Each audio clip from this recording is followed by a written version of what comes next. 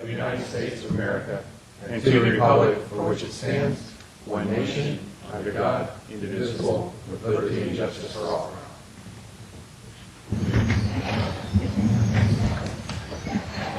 I'd like to announce that Councilmember Lewis will be joining us later in the meeting.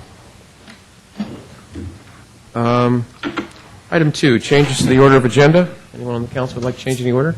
Mr. Grocott? I had a suggestion for one item because I think it's a combination council and RDA director's agenda item, and that's under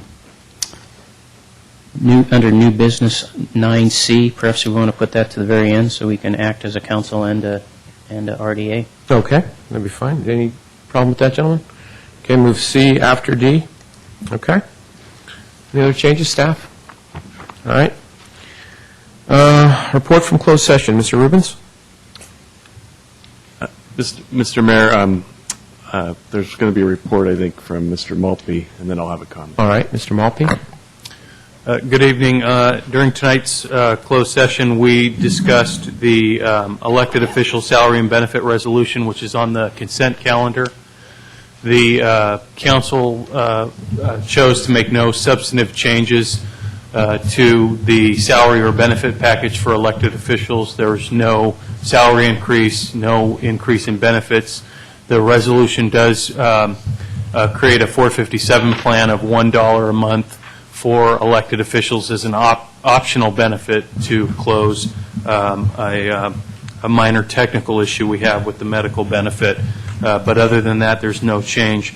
The council did elect to discontinue any longevity or retiree medical benefit for future elected officials, thus creating a tiered benefit plan the same way that was created with the management and confidential units a couple of months ago.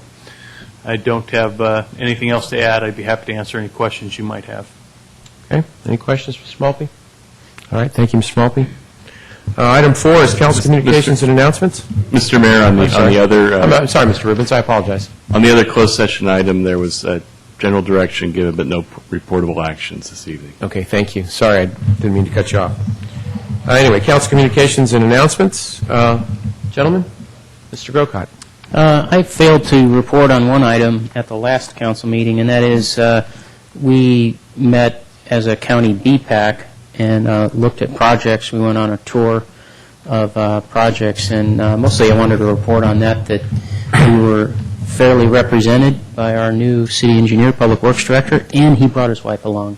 So it was a very charming presentation on our project that we're applying for funding. Okay. Thank you.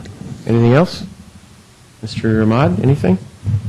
Mr. Mayor, one small announcement, just because it is on the calendar. Wednesday, City Council is going to have its all-day retreat, or depending on how long we go, but it should be close to an all-day retreat at the library. It is open to the public, and looking forward to spending a day with you guys. Nothing I like better. Mr. Royce. Sure. Thank you, Mayor. March seems to be theater month in San Carlos and neighboring areas. I did get a flyer, and our Carlmont High School has a Carlmont Community Performing Arts Center that has just been finished, and it will actually open on this Thursday with the high school play Oklahoma, and that'll run Thursday, Friday, Saturday, and Sunday. Also, we have our own San Carlos Children's Theater, and they will have the play Shakespeare Goes to Gravel Gulch, and that runs from March 13th through the 22nd. And at the end of the month, our Kiwanis show, Time Warp, will be on the 27th through the 29th.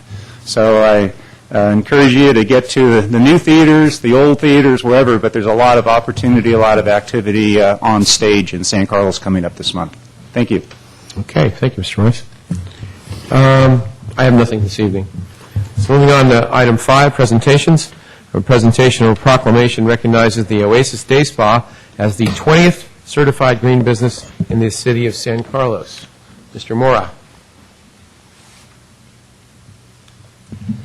Thank you, Mayor and members of Council. As the Council is aware, For the last year or so, the City of San Carlos was one of the charter members of the countywide Green Business Program, and during that time we've recognized a number of businesses in San Carlos as certified green businesses. And to receive this award, one has to go through a rather rigorous process of 11 pages of green measures, which includes improving one's recycling, one's performance in electrical conservation, and also water conservation.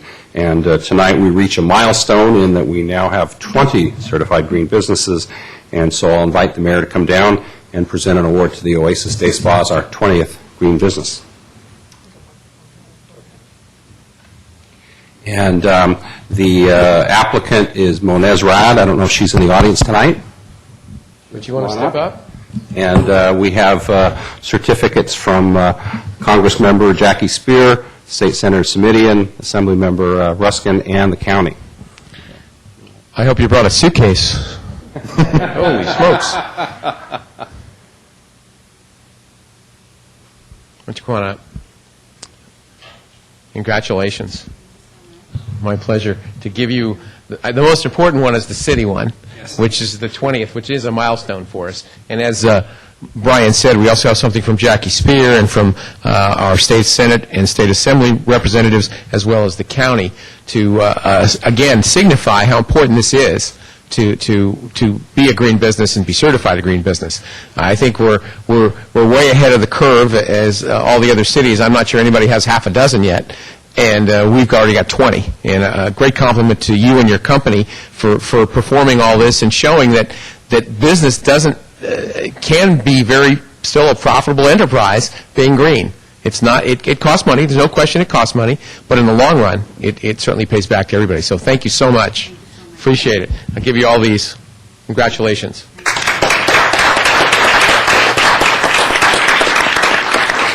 And the last one here. Thank you again for coming out. Okay. Congratulations.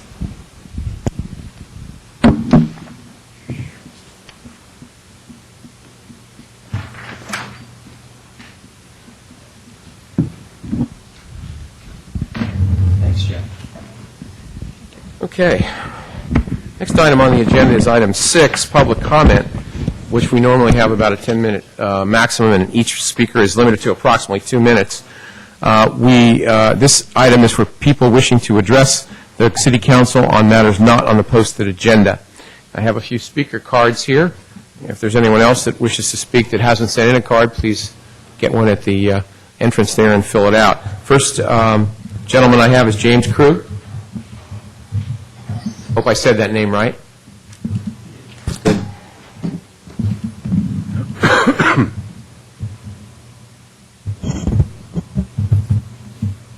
Thank you, Mr. Mayor, council members, and residents of San Carlos. I live at 1971 Cedar Street. There's the corner of Kelton and Cedar. This picture was probably, I'll say, 3 to 4 years ago. But the problem is, as you see, is the flooding, the drainage, the storm drains.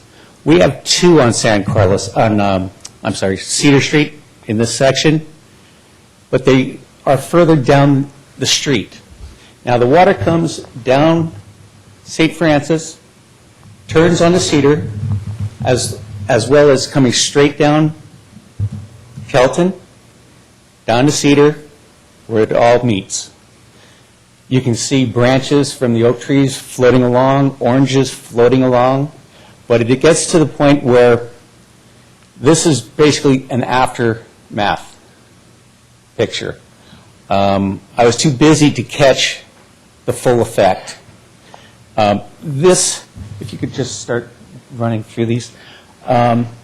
This is Cedar Street from the corner of Kelton, looking towards Colton, on Cedar. The water comes flooding through. Where those 2 gentlemen are on the right side is where one of the storm drains are.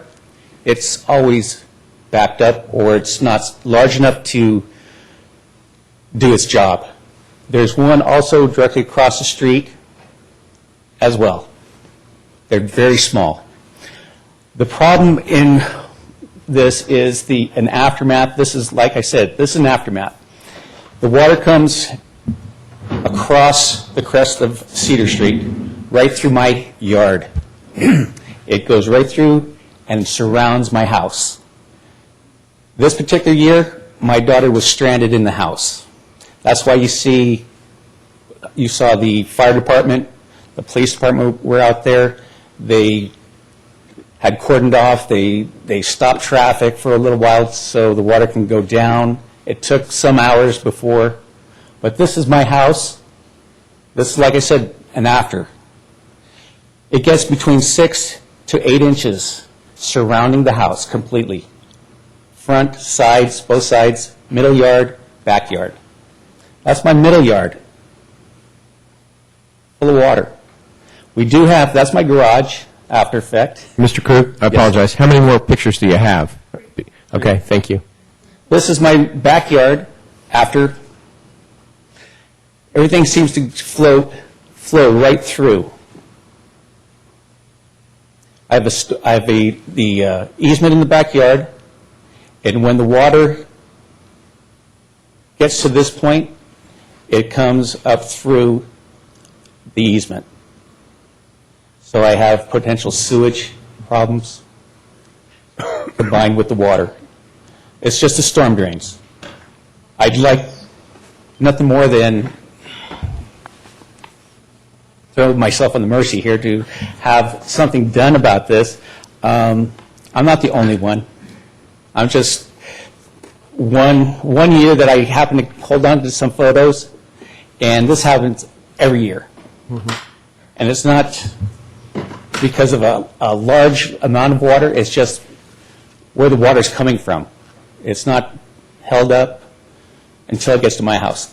Okay. Mr. Krug, we appreciate your situation there. Robert, can we speak with Mr. Krug after or get his name and we can talk to him and see what we can do if there's some way? I don't know what the schedule is. Again, there's a number of situations in the city, needless to say, Mr. Krug, that we need to fix. If we had an unlimited source of funds, of course, we could do them all, but let's see what we can do. Maybe there's some way we can help that situation in the shorter run rather than the longer run. But I can't promise, but at least we make sure Robert talks to you and then reports back to us, if you would, Robert, about any solutions or situation we can come up with.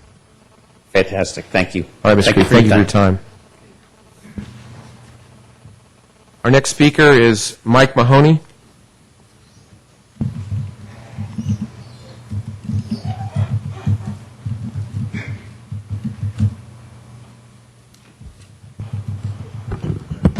Good evening, Mr. Mayor, council members. My name is Mike Mahoney. I represent Hudson Baylor Corporation, and as I think you're aware, Hudson Baylor Corporation is one of the two selected finalists to operate the SBWMA's soon-to-be-developed recycling facility.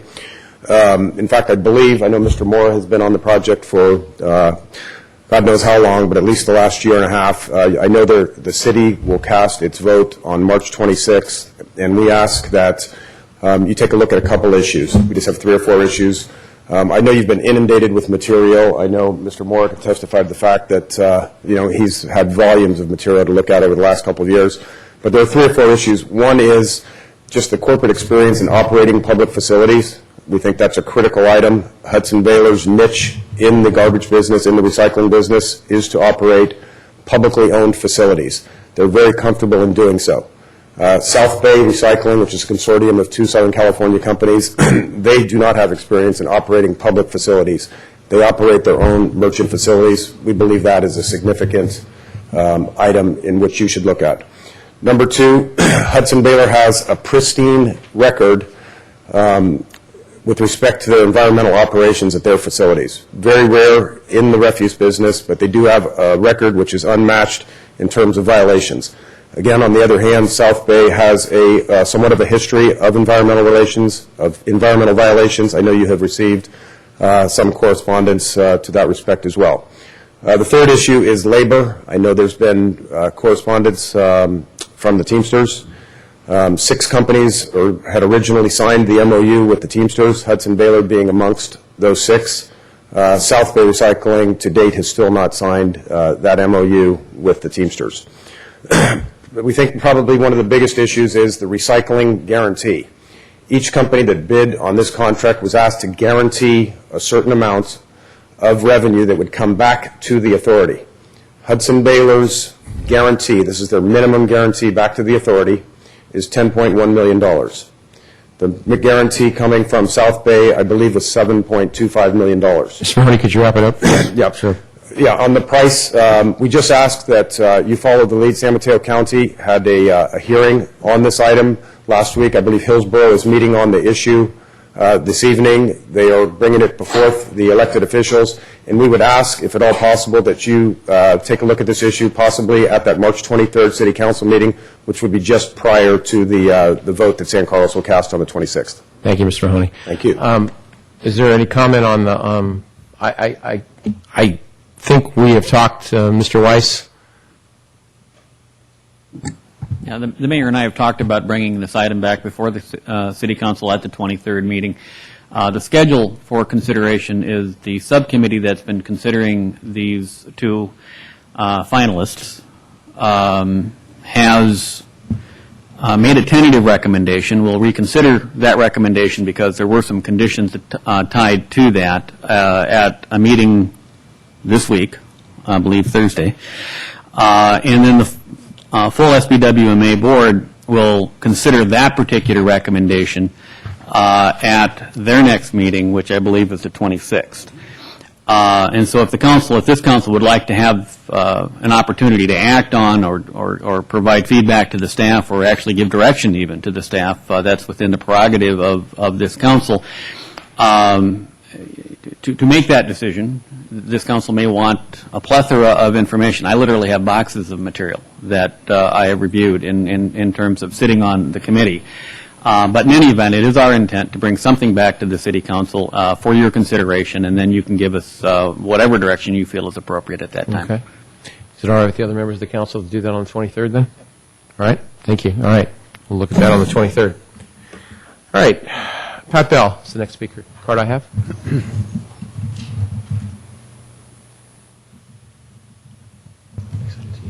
Good evening, Pat Bell, San Carlos. I was going to make this comment anyway, but it's very timely given the gentleman and his flooding. I used to live where I had that problem, and he has my sympathies.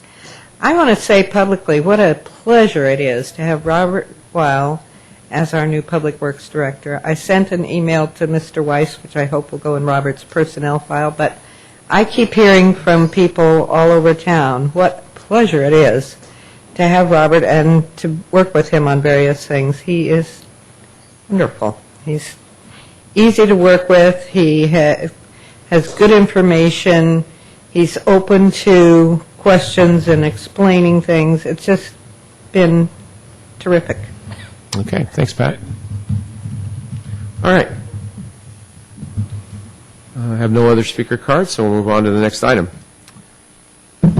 Item 7 is the approval of the consent calendar. Consent calendar items are considered to be routine and will be enacted by one motion. No separate discussion on these items unless members of the council, staff, or public request specific items to be removed for separate action. Gentlemen, what's your pleasure? Mr. Mayor, move for the approval of consent calendar items 7A through H. Can I make one exception to that? Sure. Pull one item. I'd like to pull item 7E, which is the looking at Metropolitan Planning Groups working on Transit Village. Okay. We can discuss that as an agenda item. Mr. Royce pulls 7E. Mr. Grocott, any others? Okay. Want to amend your motion, please? I'll move to approve consent calendar items 7A through D and F through H. Okay. Is there a second? I'll second that. Moved and seconded. Any more discussion on this motion? Ms. Bowen? Councilmember Ahmad? Yes. Councilmember Grocott? Yes. Councilmember Lewis is absent. Councilmember Royce? Yes. Mayor Grisilli? Yes. All right. So 7E we'll talk about after 9C, because we moved 9C to 9D. So, okay. Next item we have on our agenda is reports to council. And reports to council are updates on key city projects by city department heads and staff and city council subcommittees. They're informational in nature, and no action will be taken on these items at this meeting. First item is 8A, report on the elimination of a traffic lane adjacent to Carmont High School and Tierra Linda Middle School. Status of discussions between the city of San Carlos and the city of Belmont. Mr. Weiss, our city manager. Mr. Mayor, members of the City Council, this is an item that has been of considerable interest to the citizens of San Carlos. Anyone traveling northbound, especially during commute and or school hours, have noticed a significant delay in the amount of time that it takes to traverse that area during those times. Since January of this year, which is when alterations to the northbound lane configuration were made by the City of Belmont. At the staff level, we became aware of the proposal to make this change back actually a year ago, January, and you read about it in the paper, went and met with the staff members of Belmont and requested that they not make this alteration, that there be additional traffic analysis done certainly before consideration to move forward. And in the report that I've given you tonight, there is documentation as to those meetings as well as the traffic analysis that was done by the City of Belmont prior to the changes being made. The analysis that was conducted did indicate that there was expected to be some additional traffic delay. The service levels of the intersections would be affected negatively by these changes.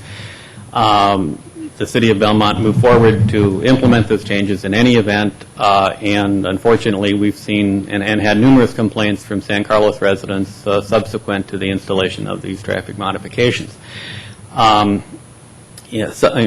In response to that, we've actually talked about this at the 2+2 committee, the committee with 2 members of the school board as well as 2 members of the city council.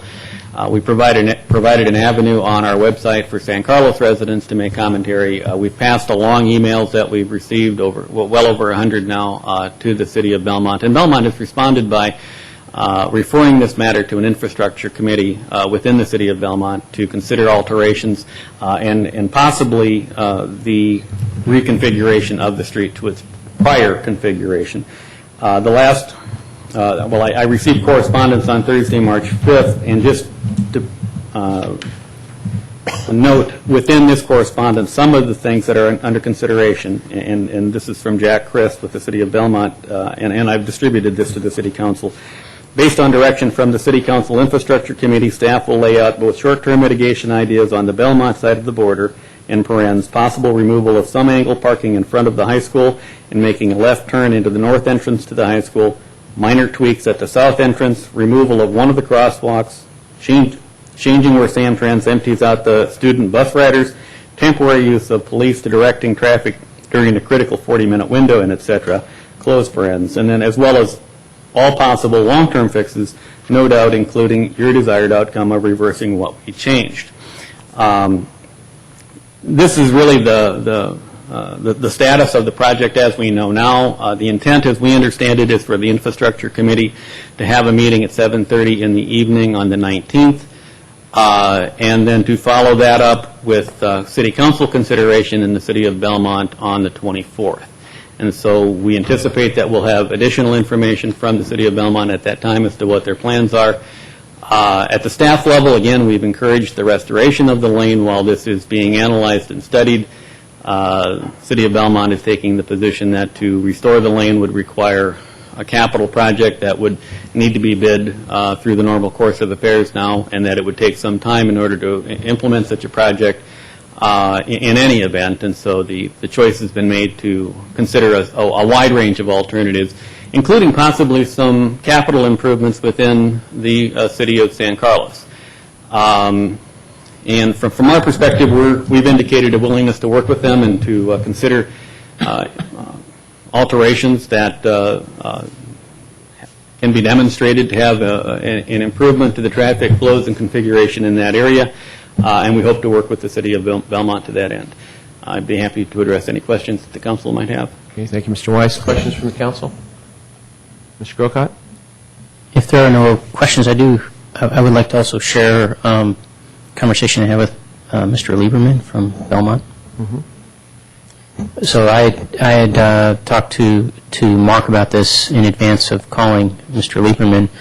He suggested that because of my position on the county DPAC and familiarity with those kinds of projects, and also being on the fire board as you are, Mr. Mayor, and knowing the council members over there perhaps a little bit more intimately than others, that I might call one of their members. So I called Warren and talked to him, and two things came out of that conversation. One, I was sharing with him the idea of what are called sharrows, which we have in our city, and we've seen those at the county BPAC level come forth as projects every year since for the last, I think, 2 years. It's a fairly new concept, if you will, in road markings and so forth. I'm not even sure it's in the vehicle code quite yet about what those are and what they mean, but it'll be forthcoming. And I suggested to him that he might see our installation of those on Cedar near Burton Park, because I know he knows where that is. So he said he would definitely look at that, and the idea being that if they reinstalled the traffic lane that they had before, then they could put sharrows in that lane, and that would indicate to motorists that if there's a bicycle in that lane, that they're allowed to do that. They're allowed to take that whole lane if need be. So he was amenable to discussing that with their infrastructure committee. From the other side of the conversation, coming from Warren back to me, was that while they might be able to make some short-term changes, as the city manager discussed, before the school year ends, he did not foresee them making any long-term fixes until after the school year ends, and so that they would work on some sort of project in the summertime. So that's what I took from that conversation. Okay. Any comments, gentlemen? I also would like to add that I spoke to Mr. Lieberman also, because we are on the fire board together, and I also spoke to the mayor, Mr. Braunstein, on at least 2 occasions, and again indicated also the Sharrow concept that you had mentioned, and they're very open to, I think, the suggestions that Mr. Weiss just mentioned. I mean, they're not closing the door. No one is saying, go jump in the lake or anything like that. Everyone wants to work together. I think that area there has been a difficult area, to say the least, for a long time. I think just certainly perhaps exacerbated it. But having said that, I think working together is the best way to go about this. I think we are on the same page of trying to do that. And I'm hopeful that in the next few months we'll be able to come up with perhaps some short-term solutions and also some long-term solutions. So I did have one speaker card. This isn't a public hearing, but I'm willing to listen to some comments. Pat Bell, I want to keep those short, Pat. And if there's anyone else who would like to speak on this issue, please hand a card in. I was dismayed to read the article in the paper today and see the quotes from Mr. Weiss about Belmont not being easy to work with and so forth. I don't think it behooves us, when we're asking Belmont to think of us, and when they spend their money, to have our city manager bad-mouthing them. Well, because of, excuse me, I didn't mean to interrupt you, but what's in the paper sometimes isn't necessarily always what was been corresponded. And I know Mr. Weiss has talked to Mr. Chris, and we're on, I think tonight's a little bit better indication of how we're trying to do this, not necessarily a quote, perhaps taken out of context in a newspaper. Thank you. Maybe. Thanks. Sonia Sigler, please. Thank you. I'm a parent at Charter, and we share the campus with Tierra Linda and Charter Learning Center. I have 3 kids that go there. I have one that goes at 7 in the morning, and then the other 2 that go at 8:25. So I travel that corridor every single day, including the weekends. I work in Redwood Shores, so I go up and over the hill into the office. I have gotten many, many emails from parents at the school and other parents, not just at Charter and Tierra Linda, but that drive that same corridor, some of which I've copied Brad on. But I'm happy to forward those or consolidate them and forward them to you. But they fall into 4 categories. One, the traffic problem itself. One day last week, traffic backed up all the way to Carlmont that direction, backed up all the way to Chula Vista that direction, and the other direction towards San Carlos, backed up past Dartmouth, past the school, all the way to Wellington, and 10 cars deep up Wellington. And I didn't go down San Carlos Avenue, so I couldn't see how far that was backed up. Not only is the traffic a problem, but the pollution is a problem. If we're saying we're a green town and we want to cut down pollution, that certainly doesn't fit in with that. The second thing is children's safety. I saw kids getting out of cars all over. So cars stopped in the middle of the road, kids darting in and out of traffic just to get to school on time. That's just not good, not safe for the children.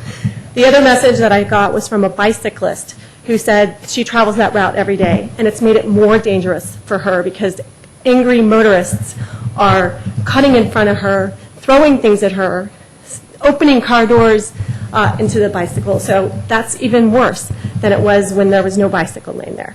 And the last part is, it seems like the decision was made in a vacuum without consulting San Carlos and other people that were affected by it, and I'm really glad to see that we're working with them, but I still don't understand why they made the decision in the first place, so if some of that information can come out, I think it would be very helpful. Thank you. Thank you for your comments. I think you hit on a number of items there, and I think a couple of them are worth repeating, in the fact it's not just a Belmont question, it's also a school question, it's also a social question, and it's also a habit question. And I think you're absolutely right on a lot of the points you made, and that's what we're trying to work with. We need to work with Carmont, we need to work with TL, we need to work with Belmont and San Carlos all in unison and not in a vacuum. And perhaps the decision might have been made in a vacuum, but it's certainly not in a vacuum now. And we're all aware of it. And I'd love you to, I know it's time consuming, but if you'd like to go over to Belmont when they meet, that would be great too, because obviously, unfortunately, they were the start of this. Not unfortunately, I shouldn't say, but they were the beginning, and so now we're going to have to work on it. So thank you. One more thing. Their meetings have all been during the daytime and not at night. Well, that's the infrastructure, but the city council isn't. Just to let you know, their city council meets in the evenings, just like ours. So thank you. Chair? Yes, sir. So there is this meeting on the 19th. I don't know if that is that the infrastructure committee? Yes. So that's scheduled for the evening. I read the paper correctly. So I was going to suggest that one or two of us, just to be sure, that maybe we discuss one or two of us attending that as council members. Mr. Rubens, how does that work? I just want to make sure we get the right thing. We can go. We can always attend and listen. I mean, 5 of us could do that. But speaking-wise, how does that work? I was reading something. I'm sorry. The Infrastructure Committee of the City of Belmont's meeting on the 19th of March, and Mr. Grocott was suggesting that a couple of us might go to that. And my thought was that all five of us could go, as long as we don't speak. But if someone wants to speak, how does that work then? Well, each one of you could speak as individuals at a meeting like that. All right. Okay, I just wanted to make sure that we're all aware of what our limitations are. Great. Through the chair again. What I was asking to be considered is just to make sure that I think it would be good for us to have representation from our council at the meeting, not necessarily even to speak, but just to be there and take notes. I know our staff will. I agree. I haven't got my calendar in front of me. I hope to be there that night. Yeah, and if okay. your schedule opens up, it'd be great to have at least one, if not two, of Okay. whoever can So go it there. sounds like we would be covered. I'm looking at going. Okay, and hopefully I am, and I appreciate okay. that. Not to preclude anybody else from attending, No, but. and like I said, all speaking as individuals. Okay, thank you. Mr. Lewis, how are you, sir? Very good, thank you. Sorry for being late. No problem. We're on moving on to item 8B. Discussion of public outreach and options regarding general fund budget deficit, potential general revenue measure. Thank you, Mayor and members of council. Brian Moore, Assistant City Manager. You will recall that last summer we explored this item a little bit with the community. We did a community survey and learned that over 90% of the community was happy with the current service level provided by the city, and also 65% of the residents indicated interest in having an opportunity to vote on a revenue measure. At that time, we talked with the council. There was not sufficient support to move ahead last November. However, in August, the council did direct staff to move ahead with exploring this issue in 2009. So at that time, last August, we did retain the same firms that we had last year, Tramotola LLC and also True North Research. We continue to work with the council's revenue subcommittee, which is Mayor Grisilli and Councilmember Lewis. We've talked with them in recent weeks, and staff, as of January, began to work once again on this project. At this point, we've created a rough calendar of events, and I wanted to run through that with you tonight as a report to council so that everybody is up to speed on what's going on with the council revenue committee and staff. This year, what we're proposing is a little more extensive than what we did last year, because what we felt was that last year we had an abbreviated effort, and indeed I think we were frankly a little surprised at the level of support for a revenue measure without doing any outreach. But this year, because we do have some more time, we're proposing a more extensive process. So starting this month, the consultants are going to meet with various constituent groups in the community, service clubs, commissioners, et cetera. And then that would be in preparation for some community meetings next month in April. One of the comments that we heard from the council last year and also from our revenue subcommittee from the council is a need to engage not only the business community but also the residents. So we're proposing in working with the consulting firm to have 2 community workshops tentatively scheduled for the 3rd week in April, although that's still rough. And then following that, in the May time frame, we would have a report to the community on some of the points of view and the results of that workshop.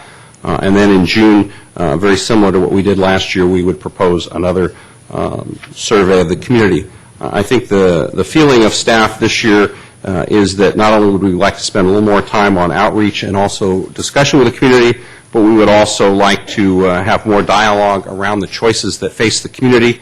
As the council is well aware, we've had a chronic general fund deficit problem for the last decade now, 10 years.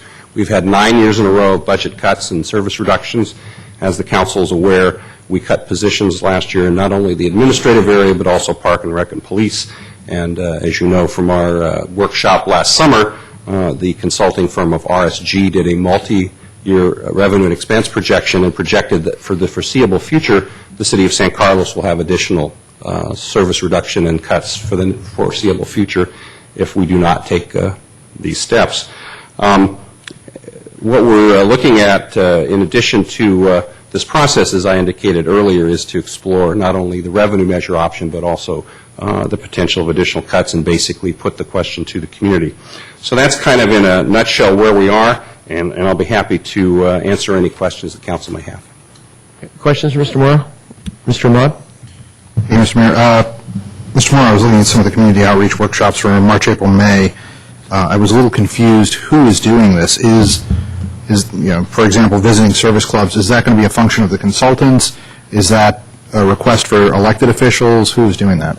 I think the idea was in March and early April to have the consultants do the outreach with the different community players, service clubs, et cetera, just to get an initial feel of what's going on in the community. And then in April, we would host these, we currently are looking at 2 community workshops, and those would be open to the general public. One would be resident-focused, the other would be business-focused.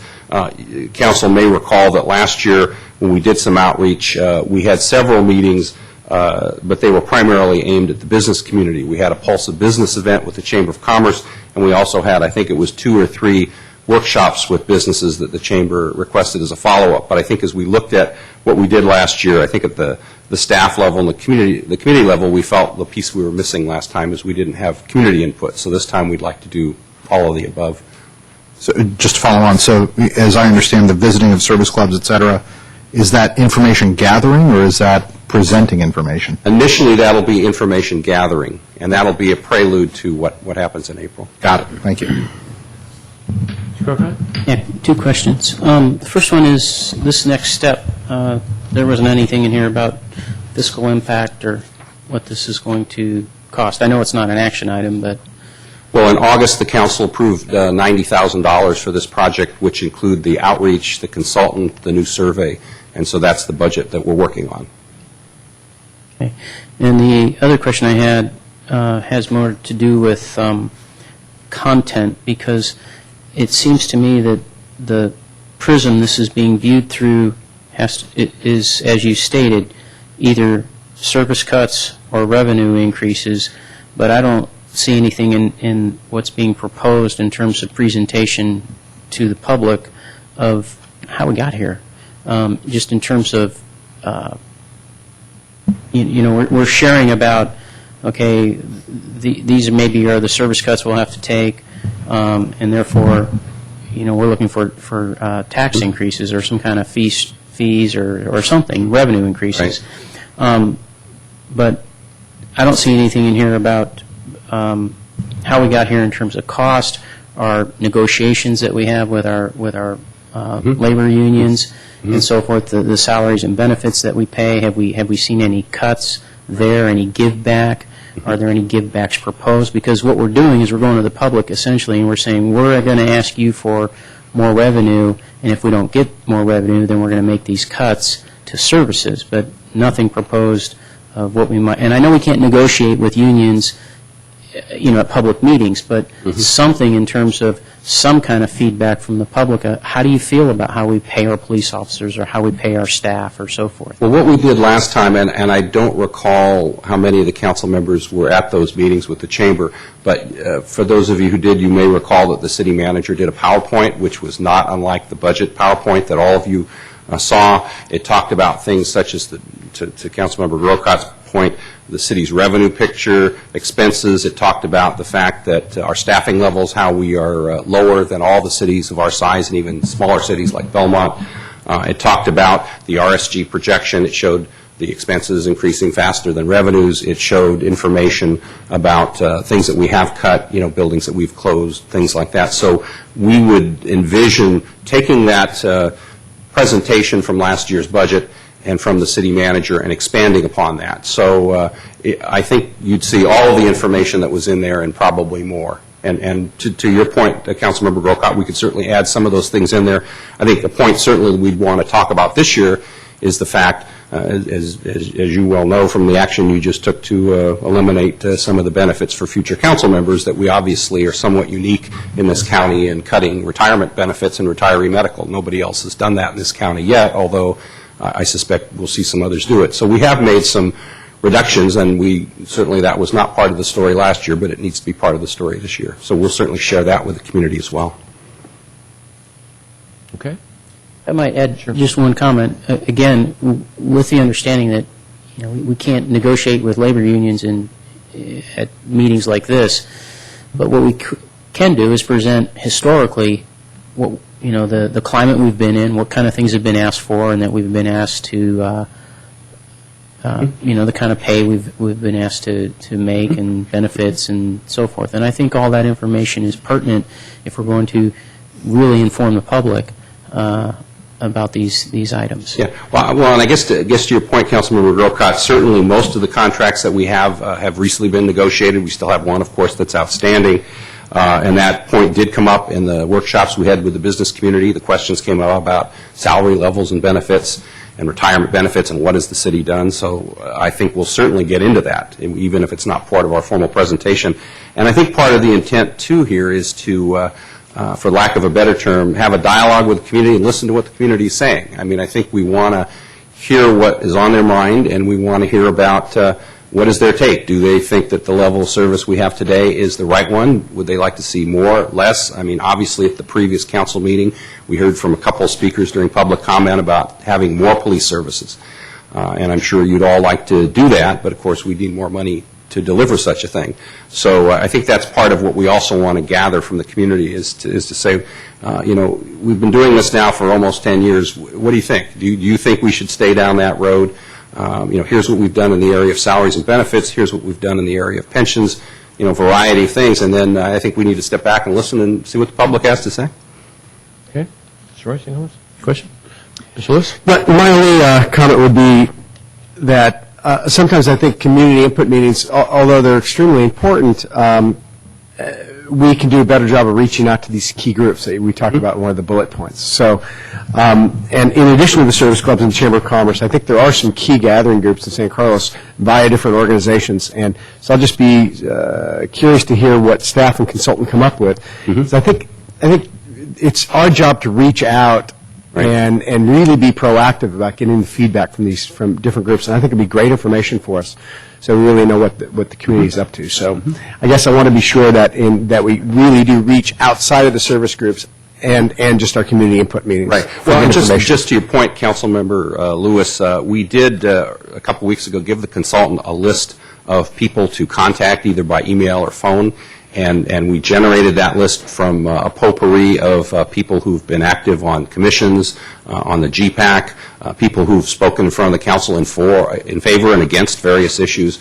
I believe, I want to say it's something like 60 people. So we have given them what I think is a representative cross-section people who I think have strongly held positions for and against various items. And we've also, just so you know, in addition to giving the consultant the traditional, budget, financial information, whatever, we've also shared with them recent news coverage about the community. So, for example, they've gotten, articles about the artificial turf issue, the Winding Way issue, the lane closure issue, et cetera. So we want to give them a flavor for what's going on in San Carlos.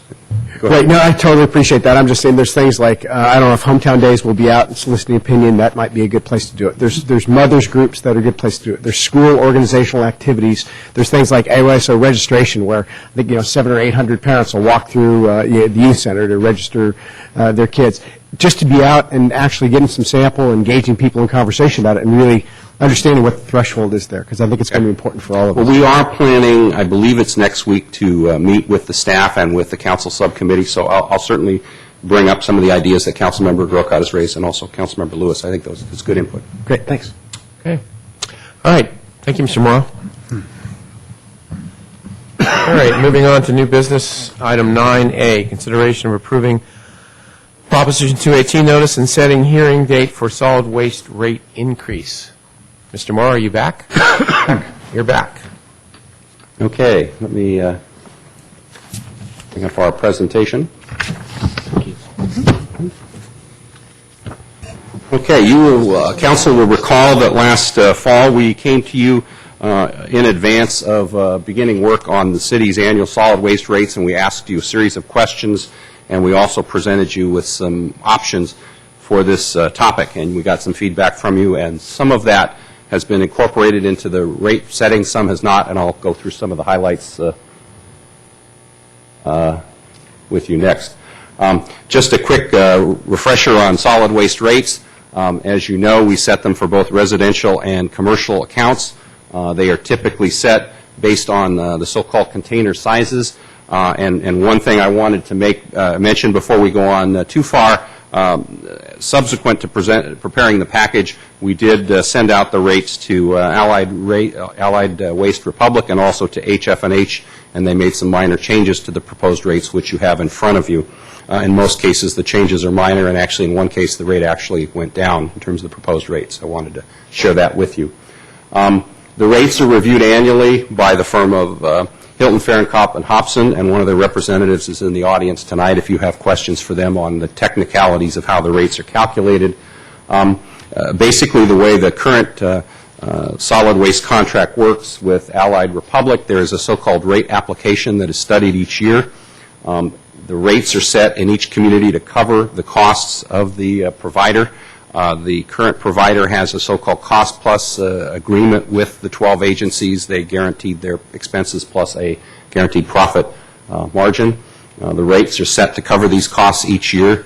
There is an account which is called the so-called balance account, and each year the revenues expenses are reconciled. In some years, the city is in a surplus position, as we were last year, and other years we're in a deficit position, as we are this year, and that controls whether there's a rate increase or no rate increase. And as you'll see in a couple of the tables coming up, in addition to the actual service, the rates also cover a variety of costs in different cities, which include things such as the franchise fees, administrative charges, the so-called AB 929 recycling mandate to get to 50%, and also in some cities, staffing costs. This is kind of a quick summary of what's been going on over the last couple of years in San Carlos rates. In 2007, which was the last time the council increased solid waste rates, the rates went up 9.3% for both residential and commercial customers. In 2008, the city has a surplus position, so there was no rate increase during last year. This year, we're looking at two rate increases. The first was approved by the council in November. It was a $2.66 per month surcharge, if you will, that only applied to single-family residential customers, and it covered the weekly food scraps and organics collection program, which incidentally started today. The containers went out last week, the so-called pails, and the service starts this week.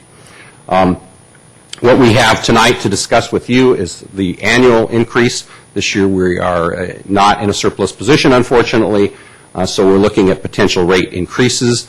The rate increases, again, are by type and by container size. They range from 8.5% to 12.37% for residential accounts and 12.4 to 13% for commercial rates. And again, these are proposed rates and obviously subject to the discussion with council tonight. Some of the key points to look at, as is reflected in the staff report, again, a key consideration here in the base rates is because the current franchise agreement with Allied Republic ends at the end of 2010 and a new agreement starts in 2011, we're going to want to keep the base rates so that that balance account stays close to balance both this year and next, so that we're in a position to close that out at the end of 2010. Another key factor that we talked to you about last fall is last year was the end of our 20-year agreement with BFI and later Allied on street sweeping. We had, I guess one could say, a favorable rate or a sweetheart deal. The annual sweeping costs of $56,603 were set some 20 years ago and stayed at that level until last year. Allied left the sweeping business, and so we went to a RFP process, and we're now paying a market rate, which is considerably higher, namely $89,000. Another discussion that we had with you in the fall, and you asked us to bring back tonight, was a look at the franchise fee. The franchise fee is basically a charge that cities levy to utilities for using the city's right-of-way and facilities to deliver a service. What we showed you last year is that the franchise fee ranged anywhere from 3% to 15% in the SBWMA cities, and most of the cities had long since moved to a 10% level. We are currently at 5%.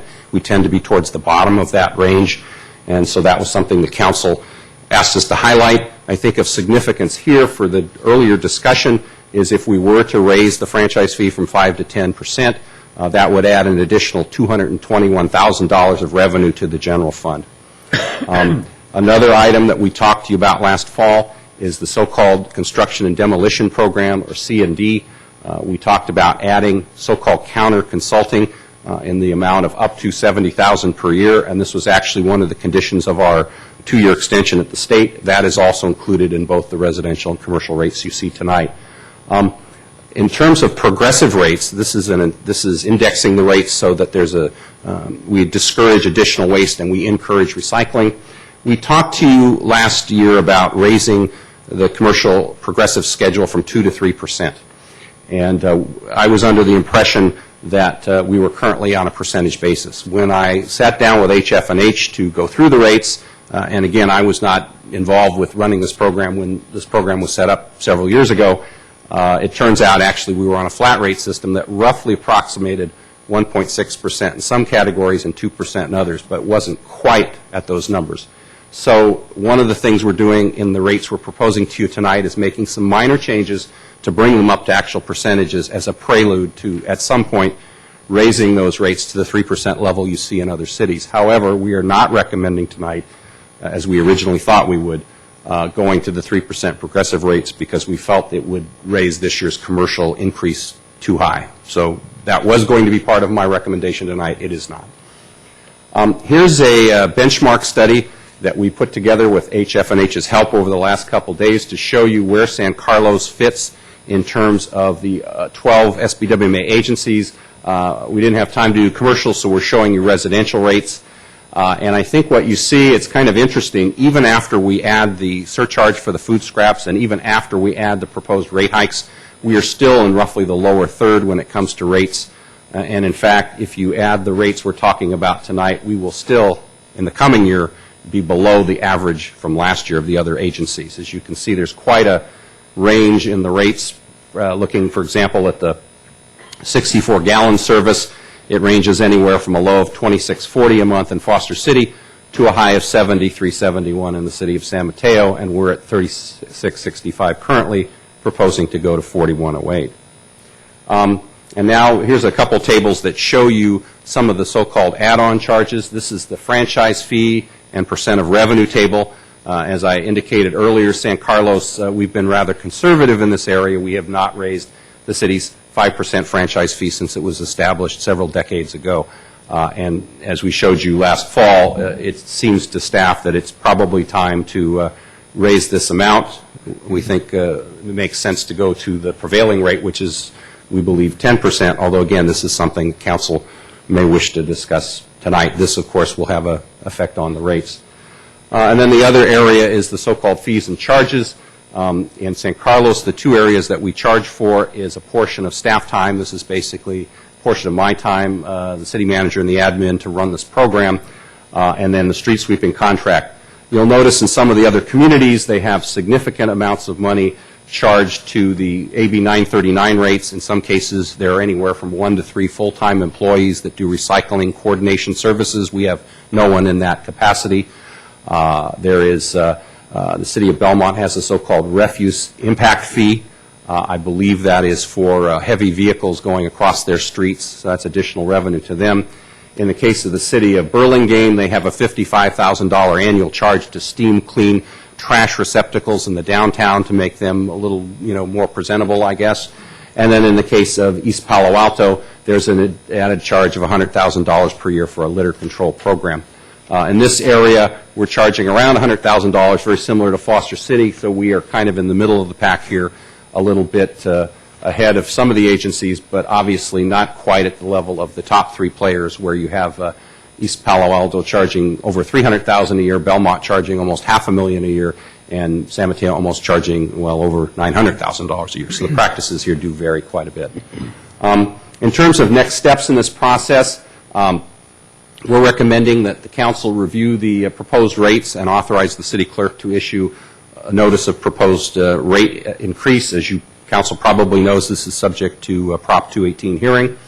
And if we do move ahead in that process, there would be a mailing to all of the residents and businesses, and then there would be a hearing roughly 45 days after that notice is mailed out.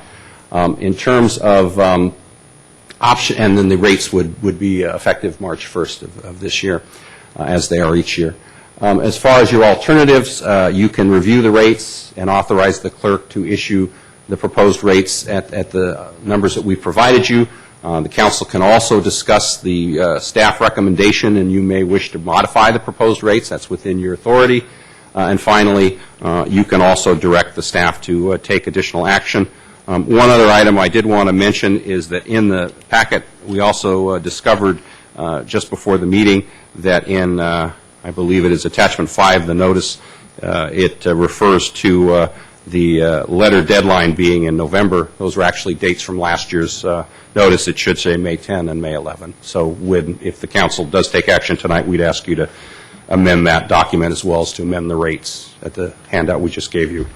But with that, I'd be happy to answer any questions or comments council may have on this item.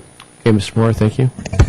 Mr. Lewis. A couple of quick questions. Do some of these other cities not have street sweeping?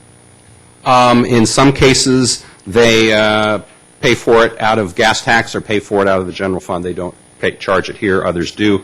The one question I did have is I noticed there was a rather large other charge in the city of San Mateo, and I was wondering if that might be where they were charging their street sweeping, but I'm not sure. So, again, the practice varies in terms of where it's paid for.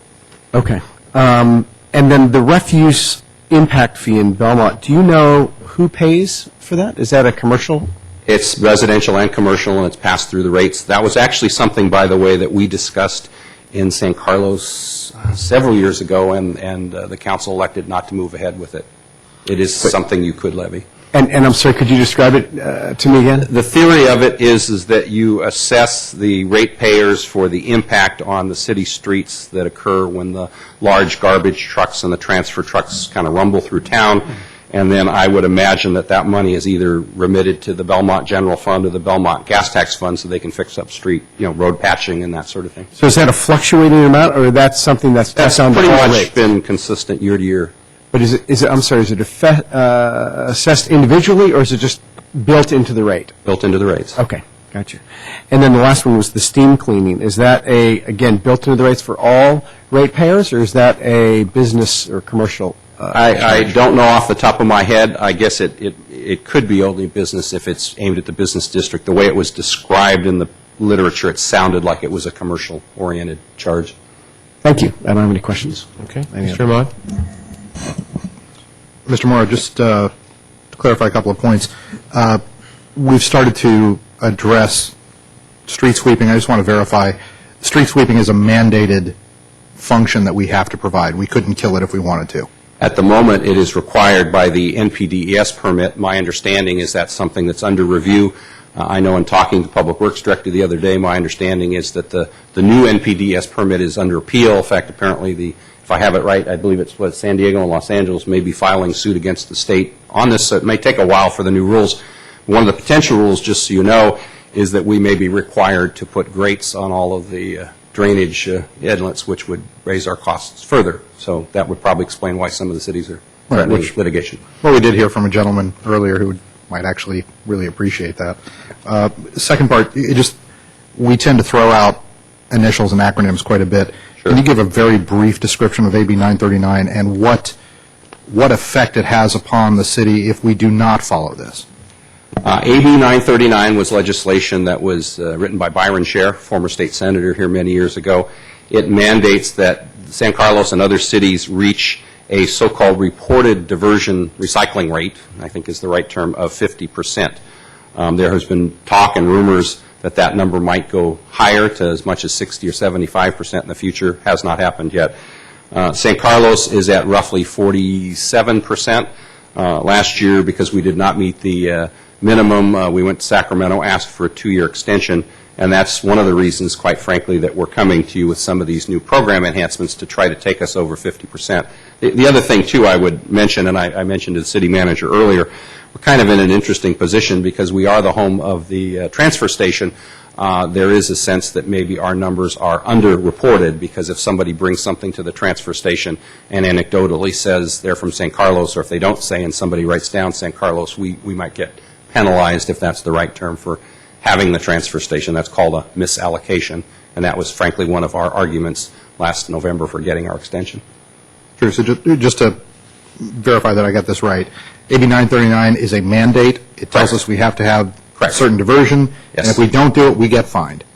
That's correct. In theory, the fine could be $10,000 a day, although usually what happens is if the state does not believe you're performing a so-called good faith effort to get towards the target, usually they'll come up with what is called a compliance order, which is the state comes in and they tell you what to do. And in fact, just so you know, at the hearing that Chris Valla and I attended last November, I guess to maybe this is too harsh, but to show all of us who were on the 2-year extension list what could happen if one didn't do that, there was a city, I believe it was Firebaugh, that before our very eyes was given a compliance order, and it was pretty bloody and pretty brutal. They were begging the state not to do it to them, and they were thrashed in front of us. It was not pretty. But it did show that the state basically is saying, if we don't believe that your community is making a good faith attempt to get to 50%, we'll come in and tell you what to do. And actually, the city of Daly City, for example, is one of the cities that is now under such an order.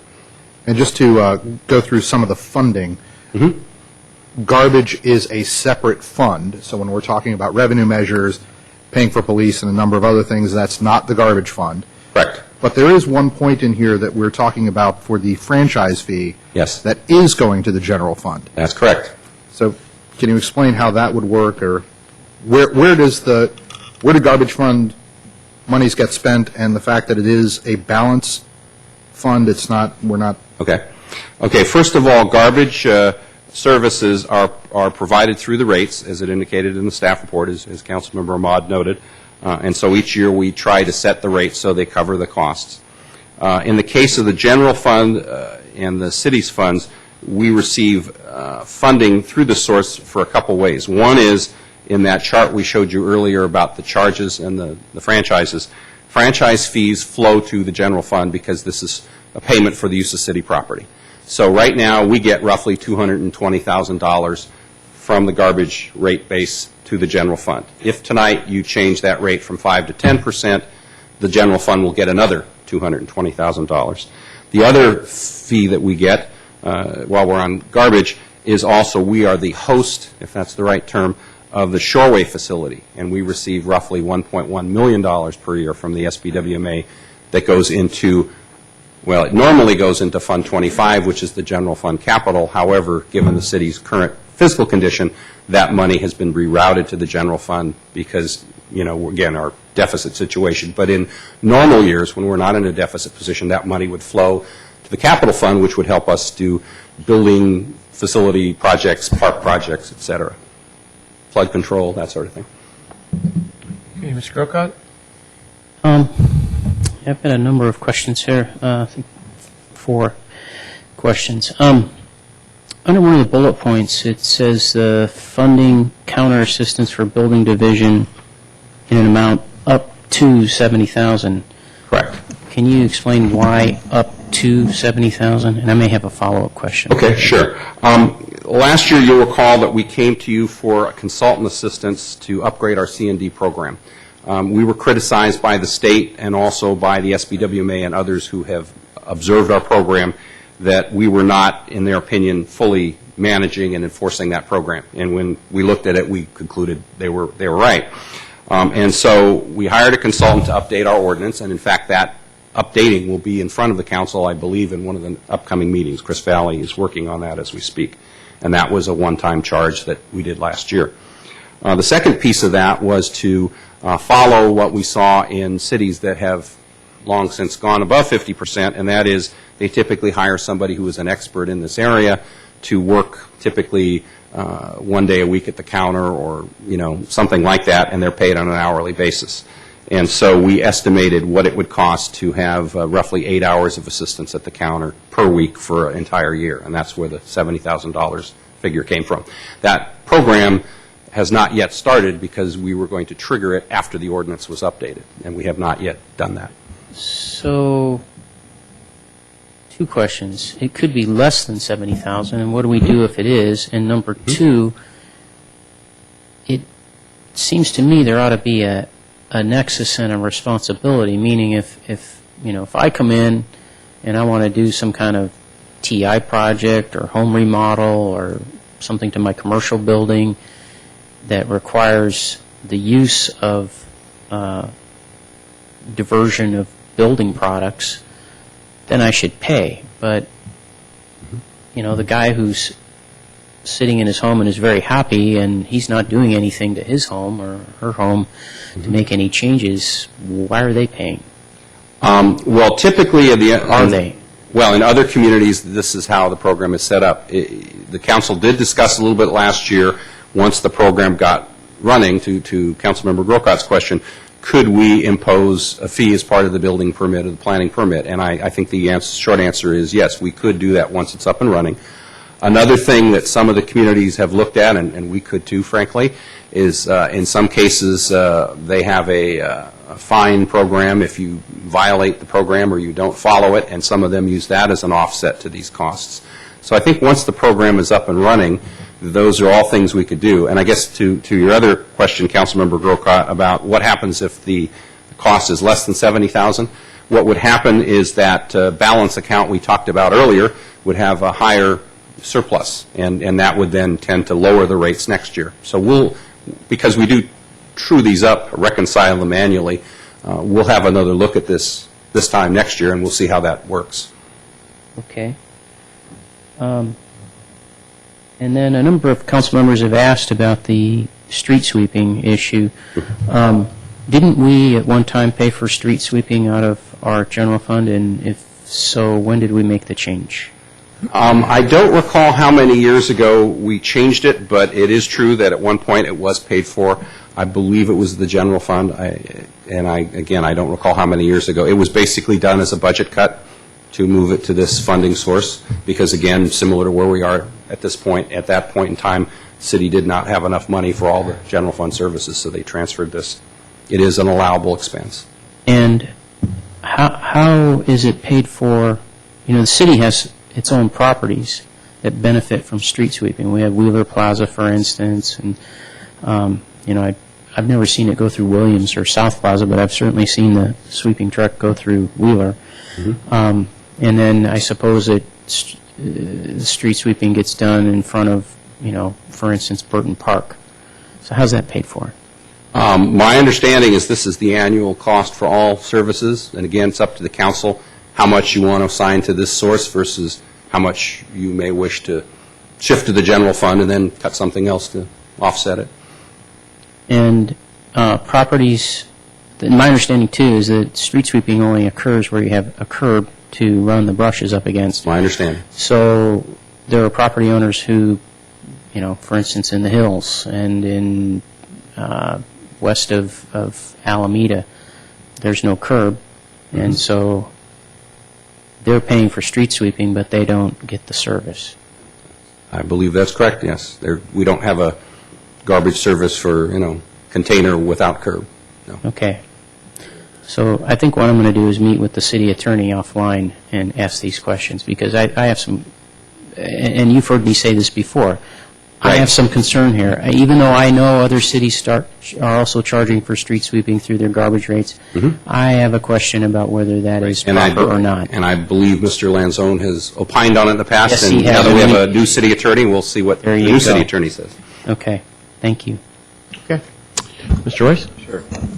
Well, first of all, I'd like to thank Brian for all your years of service. I think some people know, but not many people know that Brian's been involved for I think 20 or 30 years in the start of our SBWMA, which is our JPA, consolidating all the cities that take care of our garbage. I was excited to see the benchmarking. I didn't see that in the original report. It's very important for me to understand when we're talking about raising rates, we don't pay for it, our citizens pay for it, and they pay for it every month. And it's reasonable. It's $20 a month for a lot of people with a 32-gallon can, $5 a week.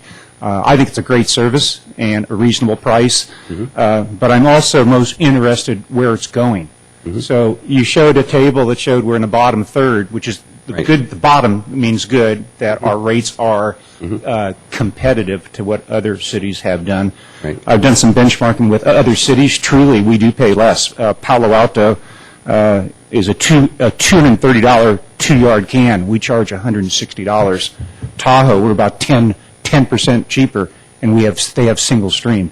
And so it really looks good where it is. With the new site, the rebuilding of the plant, with diversion rates going up, with recycling, I know this is complicated, but where do you think we'll be in 5 years from rates? Is there a concern of us moving to the top half of that chart, or in the middle? For all the work that you've done to keep it low and excellent service, what elements are there, and will those be there to keep us competitive and efficient in our garbage collection service? Yeah, well, that's an interesting question, Vice Mayor Royce.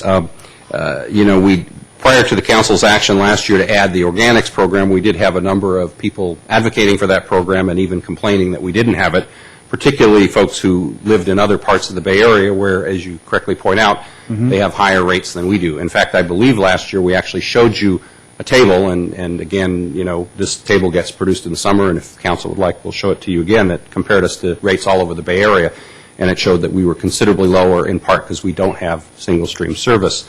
I believe that one of the things that we're going to see is when we do move to single-stream service, and even right now moving to organics, one of the discussions I've heard from a couple people in the community in the last couple days is the question of, once they get used to the food scrap recycling, can they move to a smaller can size? And the answer, of course, is yes. That even though most people are now at either a 32 or 64-gallon can, you can move under our rate schedule to a 20-gallon can. In fact, one of the things that's unique in our price schedule is we also have 10 and 15-gallon service. I'm not sure going forward, we're just starting now the negotiations with NorCal whether we're going to have those lower sizes, but I would imagine we'll have 20. As far as the picture on rates going forward, this year most of the agencies had rate increases of about 8 to 10%, and we're anticipating that will probably happen next year as well. Again, how San Carlos shakes out is a function of, service levels and costs and all of that, so we'll have to see. We do have the 1 year that's going to spike a bit in terms of costs, because we are, obviously the new vendors can be buying new equipment. We're going to go to single stream. There's the bond costs. So we think in that multi-year progression there will probably be the 1 year where we go up by about 15%, and then after that we think it's going to go down to about 6% and then 5%. So it's going to start to trail off. One of the interesting things about single stream, by the way, is that both of the finalist companies that you'll hear about next time claim that they will be able to run the Shoreway facility for less money than the current operator, and the reason for that is because it's going to be fully automated. So that's one benefit. It's, I guess in some respects, like some other issues you've seen where it may cost more initially to build a facility, but then your O&M costs drop. So that's kind of what we're looking at in the, the future in terms of rates. There'll be that 1 year where it spikes and then it'll start to fall off. Okay. And two other points, and you don't need to respond to these, but maybe look into. One would be, of course, as we look at the new contracts and the size of cans, I see we actually have 10 different size of residential cans. And as an accountant type person, and the rates, in fact, the rates of 7 of them go from 64 cents per gallon to 67 cents. Yeah. I mean, let's get down to, hopefully, maybe we don't need to change it immediately, but as we get with the new contracts, having a small, medium, large, there's a lot of efficiencies with keeping it very simple and not having that many. I think that's cans. probably a discussion we'll have with the vendor, and certainly I'd be interested in the council's feedback. I suspect the vendor will want to, as the vice mayor suggests, have fewer sizes. I'm guessing the community may want to have a few more. We'll have to sort that But out. I'm using cans as an example. Sure. Just the whole operation, from a pricing, a billing, try to keep it as simple I as agree. possible. And the other item, since everybody else talked about street sweeping, I'd like to get my 2 cents in. Can we look at, and maybe street sweeping's nodded, but eventually, if Redwood City does theirs, is there a way to share equipment or share services where we have other cities maybe do our street sweeping, and we're more expertise or have the equipment for water pumps and repair theirs, and some kind of exchange. A lot of times, a lot of this capital equipment and labor is very expensive, and yet we don't have a full-time job for it. And I'd see a model a little bit with cities working together on sometimes sharing services and basically saving the dollar. I was just going to say, actually, on that one, there is kind of an interesting story. One day, the city manager and I were walking to lunch, and we ran into the Public Works Director in San Mateo, who heard we were going out to bid on street sweeping, and he joined us. And then we convened all the Public Works Director, and actually the price you see is lower because we did get a bunch of cities to co-bid with us. So while they don't all charge it through the rates, we did, in fact, have a regional RFP. Good. Great. Thank you. It shows what happens when you're having lunch on Laurel Street. Good. Mr. Moore, I had a couple of questions. You had a slide up there that's under key points, proposed rates. You have the increased street sweeping, the franchise fee, and the counter assistance for the construction and demolition program. Are you proposing, is this 218 rate increase covering all of those? That's correct. The only thing that we're not covering that we talked about before is we're not proposing the increase to 3% on the commercial progressive rates, but everything else on that list we are doing. Okay, so if we want to jury-rig this a little bit, then we could probably do that. Yeah, I would think that on that list, the one area where it would be most easy to make a change would be on the franchise fee discussion. You know, one option that the council may wish to consider as you move towards the market is you may, for example, want to move towards 7.5% this year rather than going all the way to 10 in 1 year, and that would, of course, reduce the rates this year. Right. Is there a minimum for that rate? In other words, for that franchise fee, that it really doesn't make any sense to even do it? In other words, if you say, we said, well, let's do 1%, does that make any sense? I mean, or is it just that the overhead of the administration would just be absurd? Are you talking? From 5, you're proposing a 5 to 10% change. Yes. If you made it 1%, does it make any sense to do that? Or should there be a minimum? Just to clarify, you mean 1% as going from 5 to 6%? Right, correct, I'm sorry. It's on a spreadsheet. We can make it any number you want. The only caveat here, of course, is if you drop it below 5%, that'll worsen your general fund problem. I understand. But I'm just saying, I didn't know if there was an administrative cost or there's a minimum or... There's a slight cost in working with our fee consultant, but again, since it's all on a big spreadsheet right now, I think the cost is minimal, and that's why I wanted to highlight that for you, that I think that's the one inflection point tonight you have. If the council wants to play with the rates, that would be where I'd recommend you focus. Okay. On the solid, you had a slide on the solid rate increase. You had current and then proposed. Some of the new cities are blank on the proposed. I assume that we either couldn't get the information or weren't sure what they were doing. That means they have yet to act. Right. Some of them acted as early as November or December because they wanted the rates to take effect prior to March 1st. For example, in the city of Belmont, they will be acting tomorrow night, which is why we have a blank for them. Okay. But in looking at the proposed rates for those cities, they are recommending at least 8 to 10%. So we think that the relative ranking of the cities is not going to change. And in fact, we suspect that if the Belmont number is 10% or higher, they may actually move ahead of Atherton to be in second place in terms of the highest rates. Not that that's a place one would aspire to. But All right, and we're the only city that had sort of a different add-on earlier because of our recycle situation with the food scraps. That's correct. Okay. Any other questions, Mr. Moore? Yes, Mr. Prokop? I'm sorry, I had one more, just a understanding of definitions. And there's this one chart that shows commercial dry and wet. Yes, that is, perhaps I'll ask our consultant from HF&H to explain that a little more, but my understanding that is for some of the larger customers such as Home Depot. Is that accurate? Why don't you come on up and...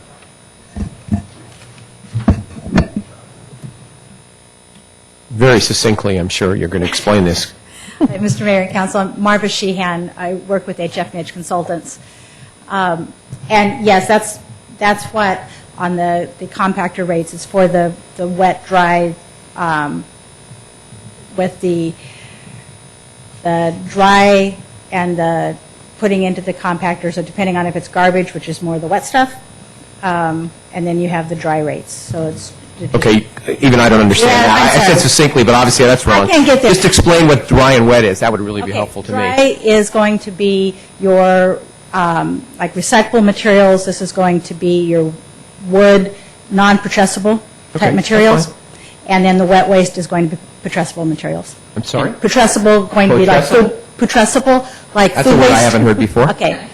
Food waste, anything that creates the, your traditional, what I would call garbage, your basic garbage kind of. Does that answer your question, Mr. Yeah, it does. I guess then a follow-up is, so this,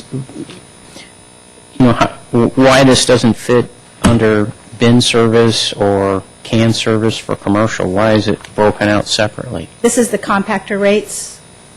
I don't have the sheet in front of me, but that's because it's collected in the large compactors. Is that the one you're referring I was to? just going to say, I think we have a sheet from Rick.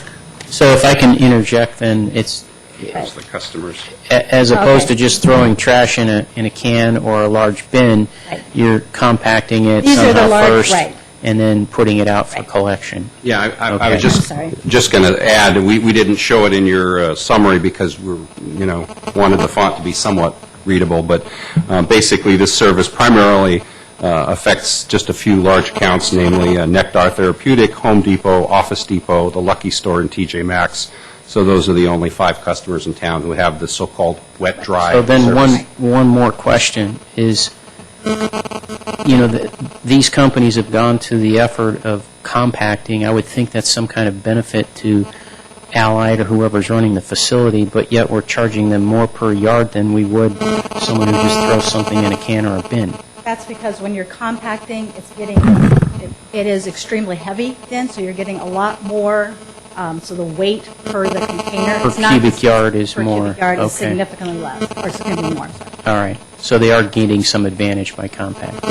Okay, got it. Okay. Thank you. Thank you. Thank you.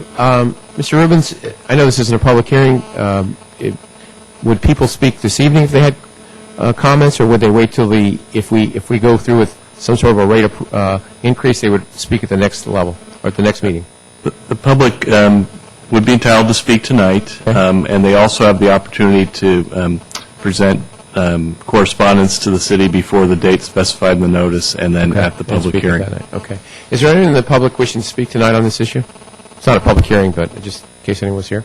All right. Mr. Mayor, just point of clarification. The notice, the Prop 218 notice says May 11th here at City Hall, but I think we have a budget study session scheduled at the library. So, So we may have to move that to the 25th, is what you're saying? oh yeah, I think it's a 20, Okay, we can 25th? certainly make that change. We were just 25th, projecting yeah. off the 45 days. Okay. All right. Gentlemen, what would you like to do? Mr. Mayor? Mr. Grocott. Before actually discussing the items, I would just like to throw out what I would like to discuss so that we can maybe compare notes. The building diversion program, the $70,000 and how it's paid for, I'd like to discuss that. I would like to discuss the jump in the franchise fee, like the percentage. If I could go back, I apologize. In other words, how it's paid for, either out of the general fund or out of the garbage fund? No, that we might look at charging it per use. In other words, when someone comes in and uses the diversion program, that they pay for it. I'm struggling with us charging everybody for something that not everybody benefits from. Okay, all right. Just want to understand, okay. Okay. And then the percentage increase in the franchise fee. And then thirdly, when I was looking at these rate structures, I liked seeing in the commercial rates, for the most part, an increase as your per gallons go up. Conversely, at the residential rate, as your gallon size goes up, your price goes down. And I think that's not in keeping with what we're trying to do. But I'll discuss that further, so I'll just throw that out there. But I think these rates, as they increase, are a little backwards, especially in the residential. Okay. Anybody else want to talk about anything?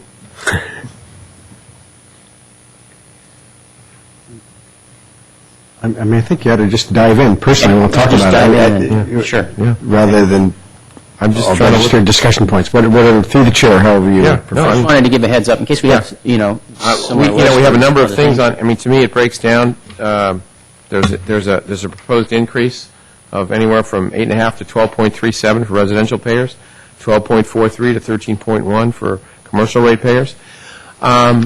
Through the city attorney or maybe the city manager, could we just say, well, we don't want the residential rates to go up a dime at all, and then just make the commercial rates go up? But within this context here?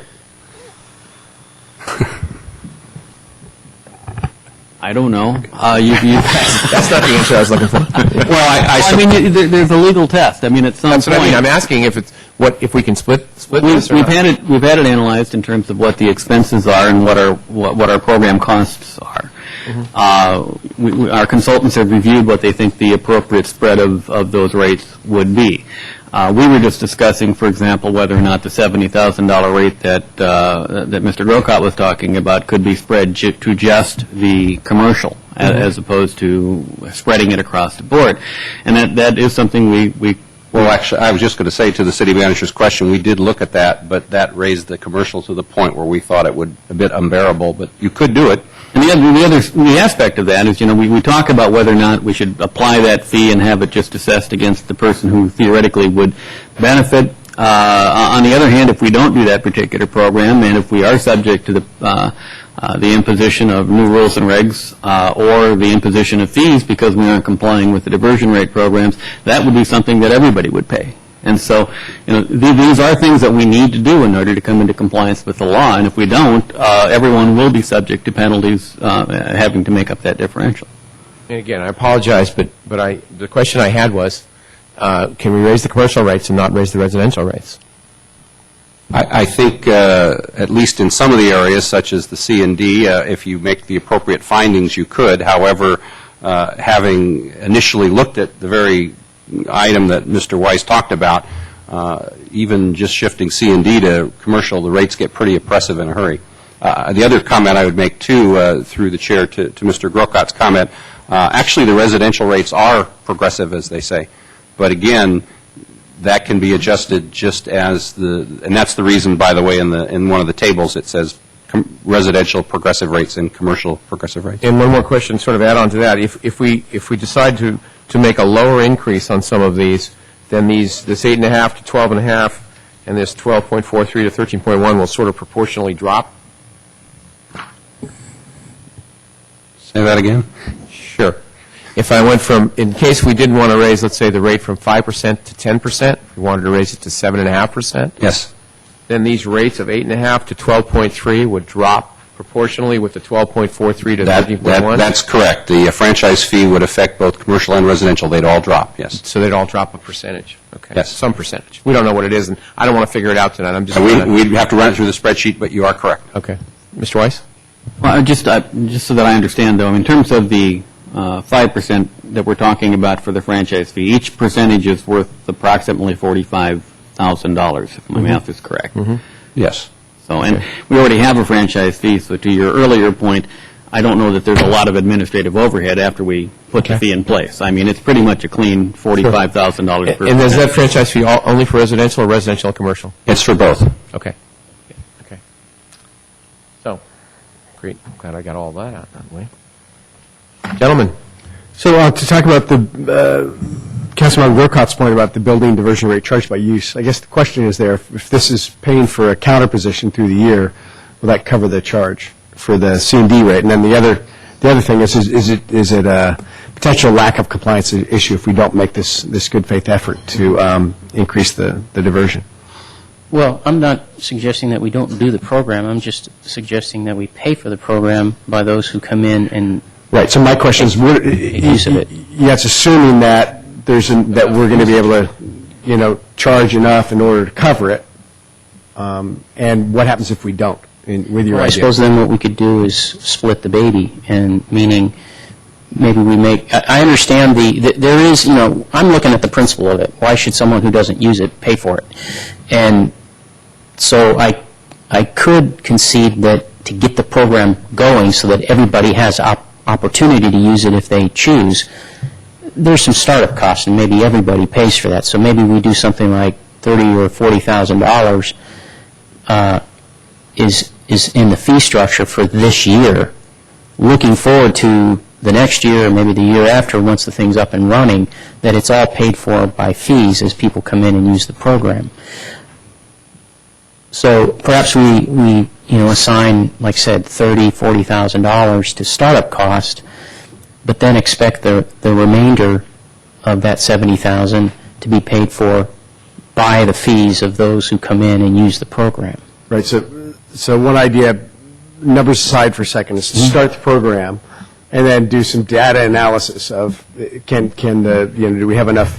Are there enough people that are using that service, and can it be sustained by fees? How much is sustained by fees, and then how onerous is that on whatever the projects might be coming in? Sure. Because again, I'm not trying to jump on an idea. I mean, it's a good idea in that it's floating out there, but isn't there a little bit of a disincentive if I'm coming in and now I got to pay an extra fee? Well, it's mandated. You have to do it. No. I understand, but what's in other words? I guess I'm confused with the fact that you're saying if people use it, they'll pay the fee. Well, why would I use it? I mean, because you have to. Well, if you come in with a set of plans for a TI project or a house remodel or any kind of construction, the city is going to say to you, okay, just like they do everything else. I mean, there's other fees that they charge for, electrical permit, plumbing permit, so forth. You have to pay those fees, sewer connect fees, whatever it is. You have to pay those. That's part of your construction. Well, then I'm project. confused with the fact that, getting back to Mr. Lewis's point, why is it, if they're going to pay anyway, why do we have any of this? Why do we have the $70,000? We're just hiring someone to educate.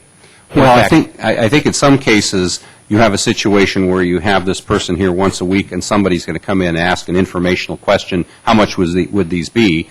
And I don't know if this would happen or not, but if, to the discussion the council's been having, if they're high, maybe the person doesn't do the project, in which case you've paid for the person to educate, if you will, but you haven't taken any money in. But ultimately, it's going to be charged back to the client, right? So ultimately, if it's a C&D diversion rate fee by project, the contractor's going to turn around and just turn the fee right back over to the citizen, to the taxpayer. Sure, for those right? who... To the project. For example, I took a project in Burlingame. Project, yeah. And they have a C&D program in place. Part of the fees that the homeowner paid was a C&D fee. Sure. I guess, again, I'm trying to get to the point of, this is an educational program. This is educational. It is educational and compliance, and I guess my sense of it, listening to the discussion, is it's probably a little of both. You're going to have cases where you're going to tell people about the fee and they may never pull the permit, in which you're never going to recoup it. On the other hand, you are going to have people, to Councilmember Lewis's point, who are going to pull the permit, or Councilmember Grocott, and those people will pay the fee. I'd also suggest that since you do have the fee study coming before you at a future meeting, and also the C&D topic coming before you in a future meeting, we'll have some other opportunities to explore this as well, and we may give both Mr. Malpe and Mr. Valley a heads up that this is an area of interest by the council. Can we mandate the C&D diversion program? We do now, and to Councilmember Grocott's point, part of bringing it back to you and updating it is to bring it to the level that you'd see in, say, a Burlingame or a Hillsborough. And do you have a sense of the data as far as how many projects we have per year and how that might help pay for a $70,000 program? Not off the top of my head, but in talking to some of the cities who do this program, to Councilmember Grocot's point, in some cases it's done by fee. In other cases, some of the cities have a program where if you don't follow it, you get fined, and that also helps to offset that counter person. I think, though, to the council's discussion, I think you're all circling around the ultimate answer, which is we're probably going to need some startup funding, but once we get rolling, there is going to be some money coming in, both in terms potentially of a permit fee and also potentially fines. And once we come to you with the fee ordinance and with the program update, we can have some more discussions about how you might like to pay for it. And if it outstrips the money we spend, it's a positive balance in the garbage fund, so to Yes. speak. So in theory, we wouldn't have to raise the rates as much. That's correct. And if it doesn't pay for itself, then we'd have to raise the rates more to get that balance to a zero. That's exactly What right. you'd like to have it a zero. Is it a law that it has to be a zero? Well, if at the end of the contract, which ends in 2010, if we're in the red, we're going to owe Allied Waste some money with interest. And if we're on the other side of the coin, if we have a we're going to get a check. We're going to get a check. Yeah. Just want to make sure we're all trying to, understand how this all going to work. And after 2011, we won't have to worry about pluses and balance accounts and all that other stuff. It's going to be much simpler because the new vendor will be on a fixed rate. Yes. But that's in the future. Okay. Okay, so I'm still, sure, Mr. Rice. Yeah. So let me just share, I think, a philosophy that we use for garbage. We have a system for garbage that we charge you based on how much garbage you create. The more you have, the more you pay. Several years ago, we started recycling. And recycling felt a realm that everybody pays, but not everybody recycles. And I would look at, to the point where we are now and where we're headed, to really make it attractive, we try to make it free. And we all know it's not free. Everybody's paying for it. But to be successful at a lot of the environmental issues, we say it's everybody's responsibility to make recycling important. And you and your neighbor may be doing it, and across the street they're not. And it's based on trying to encourage people. You don't force them. You don't strong-arm them. You basically, hopefully, people are good citizens. And we do whatever we can to kind of share, as a city, all our citizens and all the households to structure it that way. And why I bring that up, I think this program fits recycling. I think it's everybody's responsibility to pitch in, whether or not it's a plastic bottle or the siding off an old building where we recycle wood or whatever we do. I think recycling is a different approach to make it successful and to be really successful and do the things that we need to get much more aggressive on and higher diversion rates. I'd like to make it as attractive as possible, and everybody shares in doing that. So I think you brought up a really creative point, and I would agree with you most of the times that the user pays. But if I look at recycling versus garbage, I just wanted to throw out a different opinion on how to approach it. If I may speak to that? Yeah.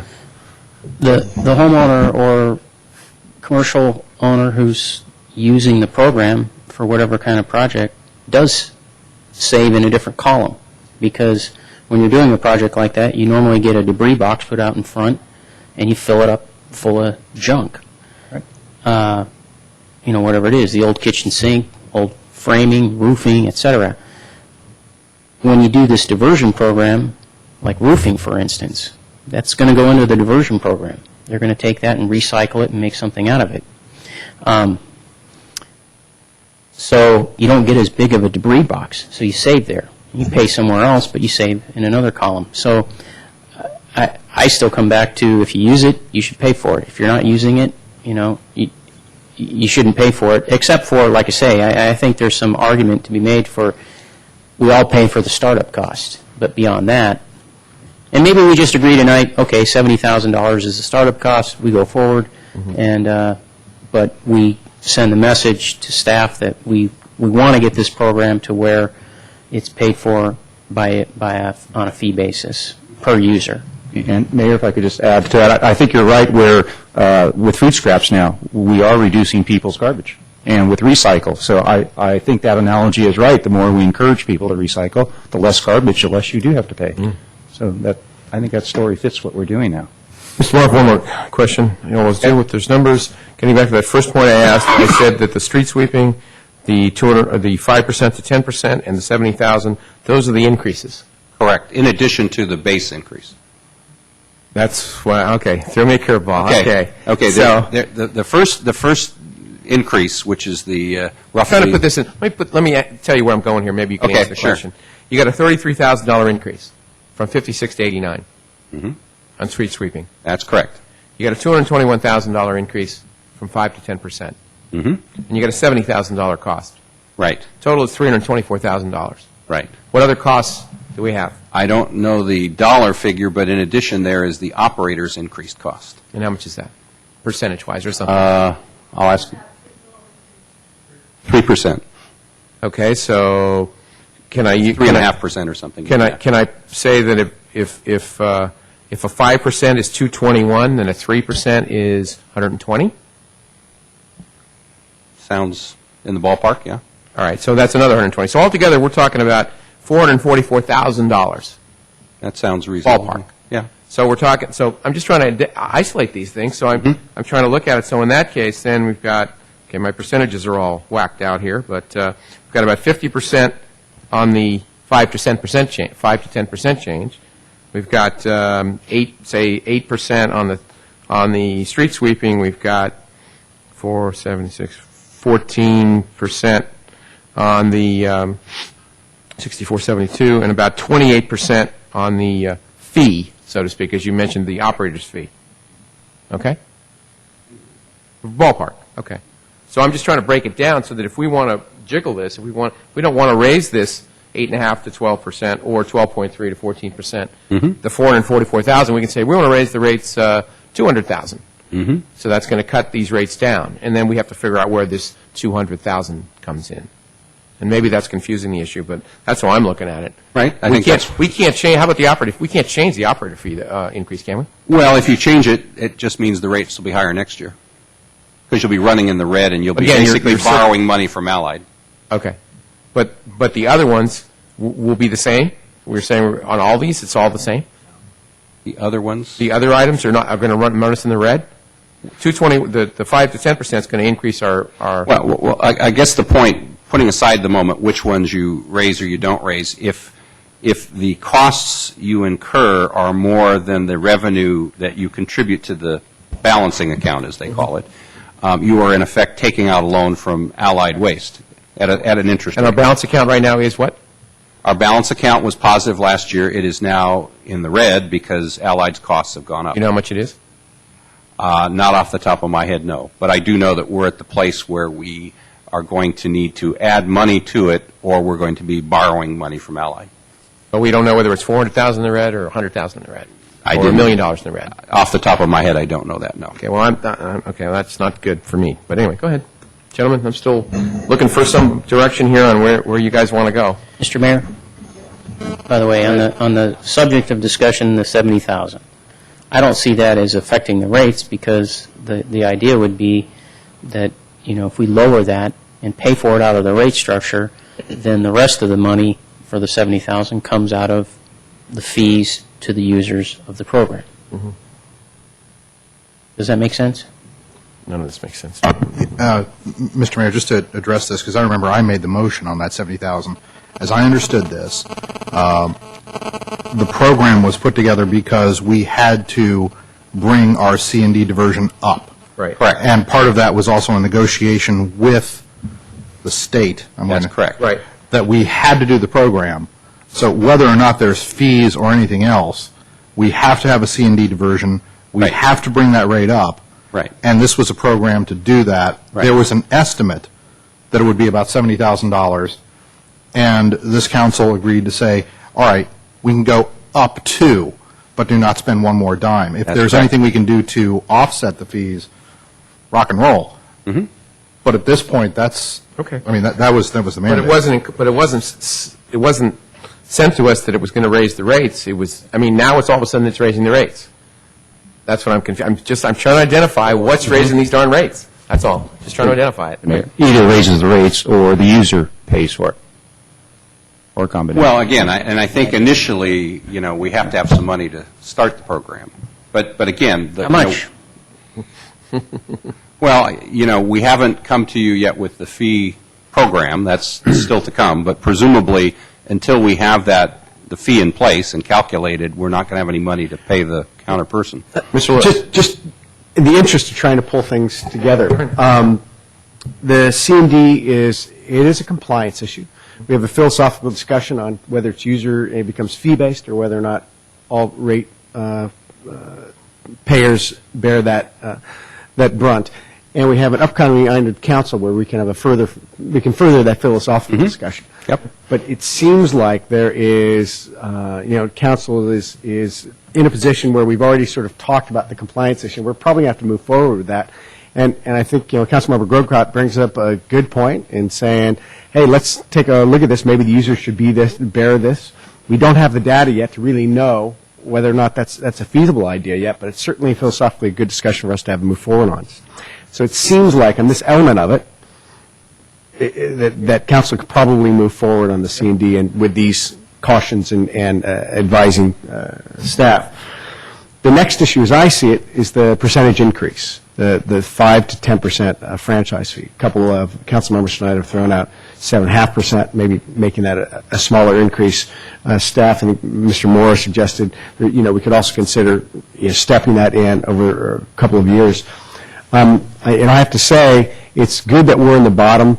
On the one hand, on the other hand, we're in a weaker position than the other cities in this county, almost to entirely, with our general fund revenues. So I don't think we have any choice but to start to step up this franchise fee. And I think it is part of the cost of doing business that all citizens in the county are pretty much bearing. So I would suggest that we go at least to the 7.5% and be curious to hear council's point of view on that. Through the chair. I was lost on Mr. Lewis's conclusion on the building diversion program. Are you suggesting we just move forward with the 70,000? My conclusion is we move forward on the 70,000 out of the need for compliance, that we, in trying to determine the actual startup costs on it, whether or not that becomes 100% ratepayer-based or fee-based, that we have that discussion when it comes before council in a couple of weeks to determine that exactly. And if your original idea of $30,000 to $40,000 startup cost, and maybe the rest becomes either rate-based or fee-based, is a discussion we can have at that time. But to move forward on this item tonight, that it seems like it's something that the council, we need to comply with. We said we'd comply with it, and we just need to figure out how we want to pay for it. Clarification, I think we do not have to have a C&D program. It's a means to an end. What we have to do is work towards that 50% rate. We're choosing this as a means to that end. Right. Without any other solid ideas in the pipeline in order to move forward in a timely... Right, I'm just trying to clarify that point, though. Well, I think so also just through the chair, what I also understood was we put that C&D program on the table to get the extension so that we wouldn't get slapped with fines. That's correct, and I think it's also fair to say that the state made it pretty clear that if we didn't do it, they would impose it. So I think if we take it off the table, they'll be back. Understood, but I would, through the chair, I would come back to your point, which is we didn't know that was going to raise our rates because we hadn't discussed how that was going to be paid for.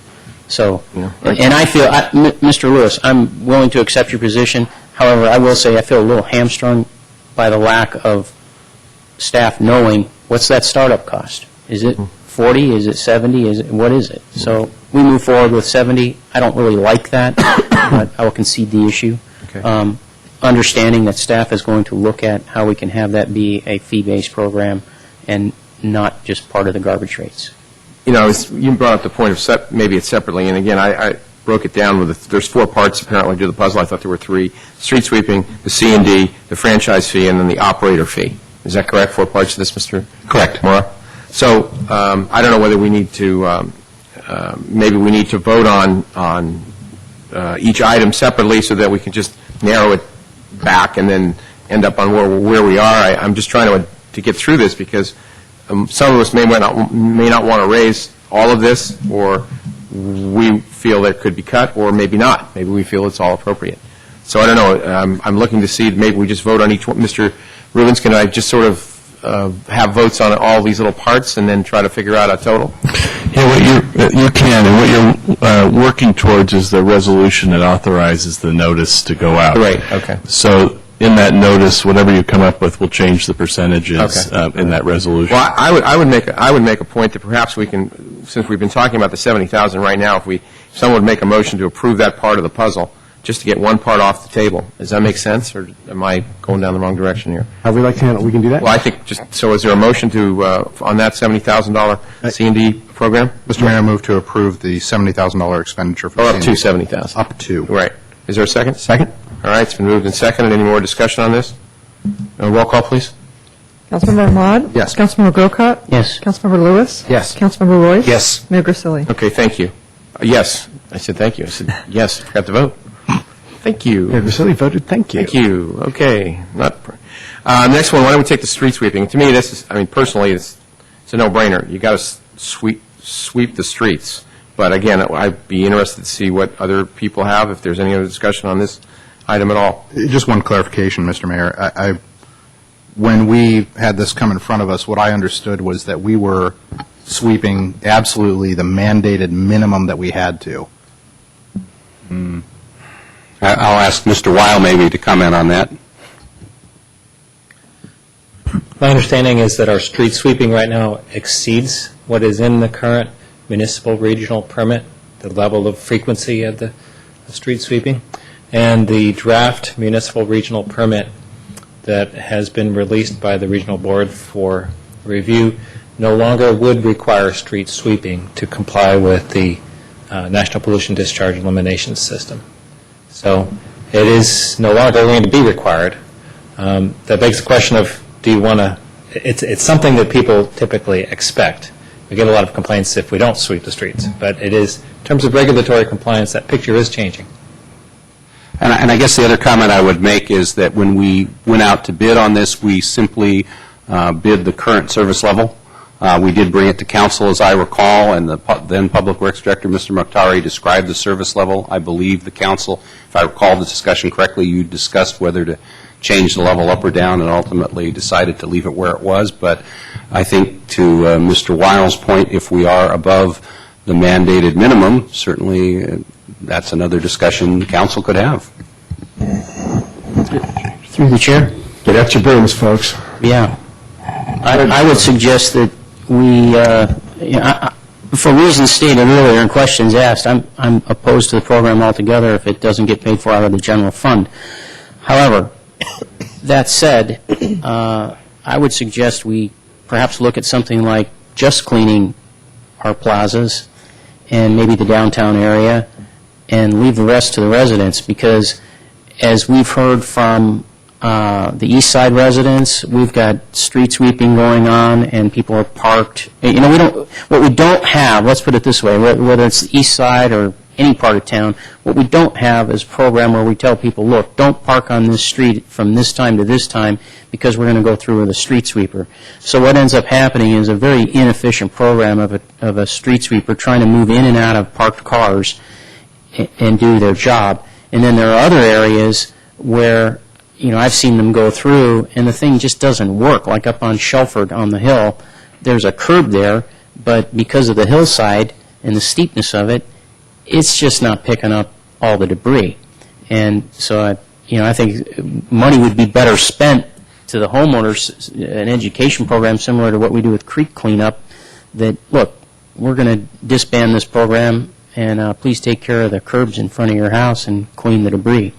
Well, I like your idea, except education is another part of it, just like with the Mr. Mayor, Mr. Rivers. One point about the idea of the street sweeping is we don't have tonight on the contract on our agenda with the street sweeper, and I'm concerned that tonight we're kind of venturing a little far on that issue, and so tonight really you're talking about the rates and what rates you want to collect through the rate structure rather than the contract itself, and so that could be on a future agenda, addressing the contract and what level of service you'd like to have under that contract. But tonight you've got the rate, what you're trying to collect through the rate structure. Well, to push back a little, Mr. Rubens, but it's in here.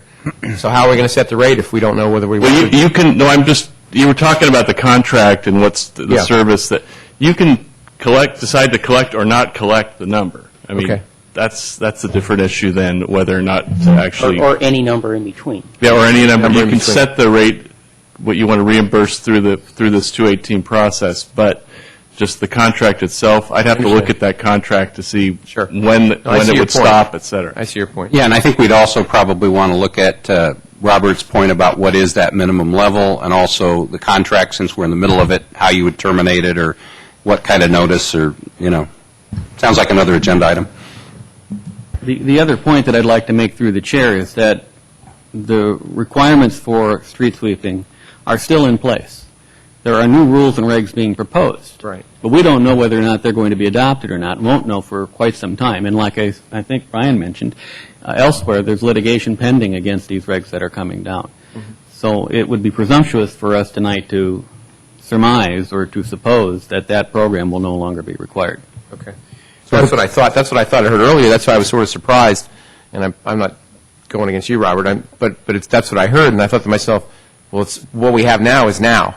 What may happen in the future is something that we can change. So I'm not sure we can really change this, to be quite honest, at least at this point. So, Mr. Mayor, under that assumption, I'll go ahead and move to approve street sweeping at $89,342.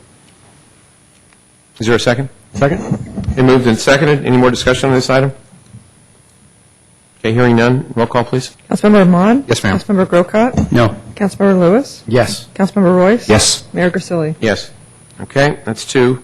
Okay, the operator fee, the 3% or whatever. That's the operator's actual cost and their guaranteed profit margin, and that's pretty much, mandated. And again, this is kind of like the Fram oil filter guy. You pay it now or you pay it later. Because it's going to go. It's mandated. It's legal. Whether we want to, like you said, whether we want to raise the rate now or whatever, it's going to go against our account. That's correct. Okay. Through the chair, was this, we had a year of surplus. That's correct. Was this increase anticipated, or is this out of the blue, or? Because we have this unique cost-plus structure, the rates do tend to bounce up and down from year to year. And I think that was one of the discussions we had last year, where I believe a couple of the council members asked the question, even though we're in a surplus, should we raise the rates anyway last year? And what I believe I said to the council last year was, because it fluctuates so much, I'd be reluctant to tell you last year to raise the rates, because they might go up next year, because they might not. So that's kind of where we are. The rates have gone up to the point where we have now used the surplus and we're out more. So that's kind of why they're going up now. Although, again, if you look at the rates across the 12 agencies, the rates are anywhere from minus 20% to plus 20%, and ours is plus 3.5%. Looking for a motion? Or not? Mr. Mayor, move to approve the increase. I'll second that. It's been moved and seconded to approve the operator's increase of 3.5%. Any more discussion on this? Just that the motion wasn't stated as you just stated it. I'm sorry. Clearly. Clearly. I will move to the increase of 3.5% For the operator's fee. For the operator's fee. That's correct. Thank you. Second. Okay, thank you. All right, it's moved and seconded. Any more discussion? All right, hearing none. Roll call, please. Councilmember Mod? Yes. Councilmember Grocott? Yes. Councilmember Lewis? Yes. Councilmember Royce? Yes. Mayor Grisilli? Yes, all right. So 3 out of 4. So then we come to the franchise fee. My earlier point, would you like me to repeat it? No. I have a feeling you wouldn't. How do you guys feel about the percentage?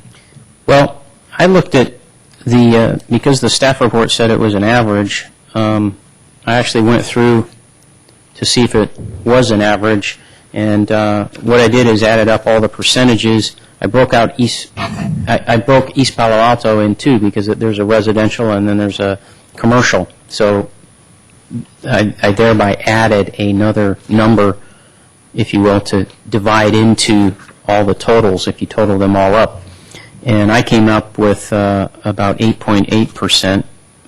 I'm not a math whiz, I could be wrong, but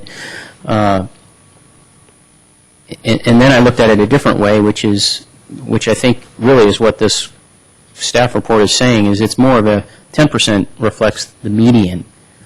There's half below, half above, and you'd be at the median if you kept it at 10%. I have concerns about, given everything else that's happening with tax increases from Sacramento to, potential things being on the ballot and so forth, and understanding that we've got, a fair population of elderly who own their home and are on a fixed income. I don't necessarily like jumping to 10%. I could see going that direction. I'd be more in favor of something like 7.5%, 8.5%, something like that. This one's totally at the council's discretion. And again, as I indicated earlier, since it is a significant increase, you may want to move towards the midpoint over a 2-year period versus a 1-year period. Totally at your discretion. But we don't have to vote on the second year now. We could wait. We could just. That's correct. All we want to know tonight is this year. Right. We could talk about it as council intention. I mean, I think that we have no choice but to be at the median rate on many of these fees. It's just where we are as far as, our low local tax rate. That was, again, in 1978 was sealed. We have to be able to stay current on fees in order to make the city run. So I don't like it, but I don't like the fact that we only get 12 cents on the dollar, and other communities get 25 cents on the dollar from the state. So, I'm reluctantly would say we have to move toward 10%, and I would support 7.5 or 8.5. Mr. Mayor, I'll move to approve an 8% increase in franchise fees. I'll second. Okay, it's been moved and seconded to increase it from 5% to 8%, which would be approximately about $135,000 approximately in addition to the general fund. Any more discussion on this? Ms. Pullen? Councilmember Ahmad? Yes. Councilmember Grocott? Yes. Councilmember Lewis? Yes. Councilmember Royce? Yes. Mayor Grisilli? Yes. Mr. Mayor, Yes, sir. there is one other item I had on my punch list here that we didn't get to. I'm sorry, go ahead. Mr. Moore did say that these rates are, the proposed rates and the existing residential rates on cans are progressive, but they're progressive, as I see it, in the wrong direction, meaning if you look at, let's see, where am I?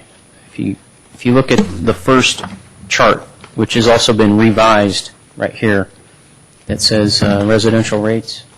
Right, I see it. Okay. So if you look at a 10-gallon can, it's 77 cents per gallon, and then if you go up to the 96-gallon can, it's 56 cents. So the larger the can, the more garbage, and the reduced rate. And I think it should be flipped around exactly the opposite, because as you recycle, that's what we're trying to get people to do, and have a smaller can. So we should reward them with a lower rate per gallon. And this does exactly the opposite. And then, if I may, just one more point. Then when you look at the, where was it? I think someplace I had in here with the recycle bins, we were doing just the opposite. Mr. Moore, where do we show the recycling portion for residential? Is that in here? I don't believe we have a specific charge for recycling. Although, while we're talking about this topic, Mr. Grocott, I did have an epiphany, and I now understand why the rates aren't as progressive as they were before. And the answer to that question is when we set up the organics program, we charged every rate category $2.60. We did not do it on a percentage basis. So we took the progressive rates and made them less progressive. So, well, that said, I still think we're, in terms of policy, we're sending the wrong message. Being, we don't really want you to recycle because as you go to a smaller or a smaller can, you get charged more per gallon. Well, I understand, but Mr. Moore, just if I can end, before the $2.66, these went the other direction? yes, they were truly progressive. And I guess one of the questions that I would have for the council, and again, up to the council, is if you wish, we could go back, since we're changing the rates, with the consultant and convert that 266 into a percentage, which would then change, these rates. And it would also change everybody's bill. That's correct. Some would go up and some would go down. That's correct.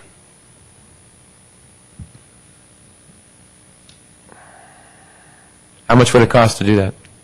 I apologize. I know you don't know exactly. I mean, we have an estimate of how much it costs. I would say a ballpark figure, probably in the $5,000 range. All right. And I'm sorry, what exactly would we accomplish, or what's your guess as to how that would affect these rates? What it would tend to do, I think, to the Councilmember Grocot's point, is it would restore the progressive nature of the rates before we impose that surcharge. In other words, they were progressive before we levied that 266, but because of the way it was calculated by the SBWMA staff, that's why we did it that way. I think in thinking about it retrospect, we probably should have spent a little more time and put it in a percentage. But, again, because we are adjusting the rates now, we have that option. It's just we would have to come back to you on the residential portion of the rates and postpone the hearing to rerun the numbers. I'm sorry, Mr. Royce? Yeah. I think Councilmember Grocot's got an excellent idea, somewhat like the way we treat our PG&E bill and water bill. You have a tiered function. As you start using more electricity or gas, you pay more. However, I'll go back to my accounting concepts, because if we actually charge less for a 10-gallon can, then we're going to get people that have 4 10-gallon cans versus one 40-gallon can, because it'll be cheaper. And for simplicity, when I look at, again, there were 10 cans, the pricing, from the 15-gallon to the 55-gallon, we're going from respectively 74 cents to 64 cents a gallon. I mean, this is like 10 cents per gallon. It's so little. I would just make it one rate per gallon and keep your billing simple, how you explain it simple. It kind of matches in the direction of Council Members Grocott, where you're not actually charging more for people who use less garbage. You're actually treating everybody the same. You're not tiering people, which would be nice to do. I think it's a great idea. It's really the midpoint, and it's simple. That's maybe one alternative to use for charging our rates.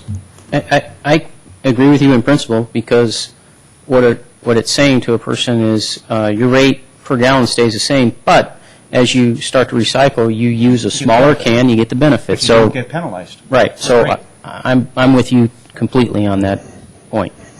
Catch that? Mr. Rubens, if we decide that we want to go back and study this again, this whole thing comes back to us again, or just this part? Just the residential part. Just the residential. In other words, the commercial rates would not change. Okay. Well, I think I agree. I think, I mean, I don't know, maybe there's a consensus, but that I think it should be reworked. In some way, either it's going to be in an equal way, and I guess maybe we should give staff direction on whether we want it all the same, or if we want it to be progressive the other way, or regressive, or however what word you want to use. The city attorney is suggesting that we could bring the whole thing back to you, even though the only thing that would change is the residential, just for... Yeah.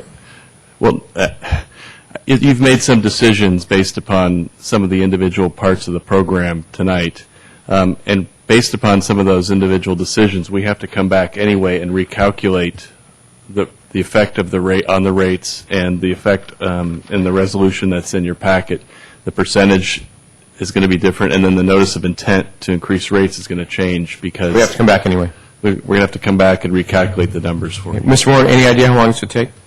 We will certainly try to get it back at your next meeting, but again, it'll depend. I'm assuming that since we've done most of the heavy lifting, hopefully the next meeting. So I guess the direction, as I mentioned before, whether we need some, it'd be good to give you direction whether we do it all equally, as Mr. Royce suggested, or whether we go, in other words, sort of the opposite as it was before the $2.66? Yes, I would like that clarification. I was sort of assuming we were going to go with Mr. Grocot's progressive concept, but... Mr. Mayor, I would make a motion that we have staff work out the residential rates at a consistent per gallon charge. Okay. Is there a second? I'll second that. It's been moved and seconded. Discussion, Mr. Lewis? Just curious staff's feedback on that. We haven't really heard from staff on the singular rate idea. Well, I think originally, before the surcharge, it was progressive to the Vice Mayor's point to encourage recycling. I think some would argue if you make it the same, there's some discouragement. On the other hand, some of these can sizes, particularly at the 10-gallon level, the startup costs could be significant. So I'm not sure at the bottom rate, or maybe even the bottom two rates, it makes sense to be progressive. But I think that's something we'd want to explore with the consultant. But before we do that, obviously, I'm interested in the council's direction. If you're... How about the flat gallon rate? Isn't that what we're talking about? Well, again, the flat gallon rate doesn't have the same incentive, if you will, to recycle that the progressive rate does, which is why prior to the organics program it was progressive. Through the chair, discussion back at the council. To Mr. Lewis's concern, what perked up my ears with Mr. Royce's comment was that someone could jig the system by saying, well, I'm going to order 4 10-gallon things and pay less than if I just get a 40-gallon. So if you just keep it all flat, you avoid that loophole, if you will, and yet a person still is rewarded by cutting down on their waste by going to a lower gallon size. And certainly that example, I can think of another way to legislate around that, which is you can't do that. You can have 1 10-gallon can, you can't have 4. And then if we had the progressive rate, we would still encourage the recycling concept. So I don't know that one example, to me, tips the balance. And we're 2 years away from going to a new, provider and all that stuff. And I think it's worth considering. But to me, we probably should have considered this when we did the 266, considered a progressive rate. And I still think that that's the best way to go, because I think encouraging recycling is still absolutely necessary at this point in time.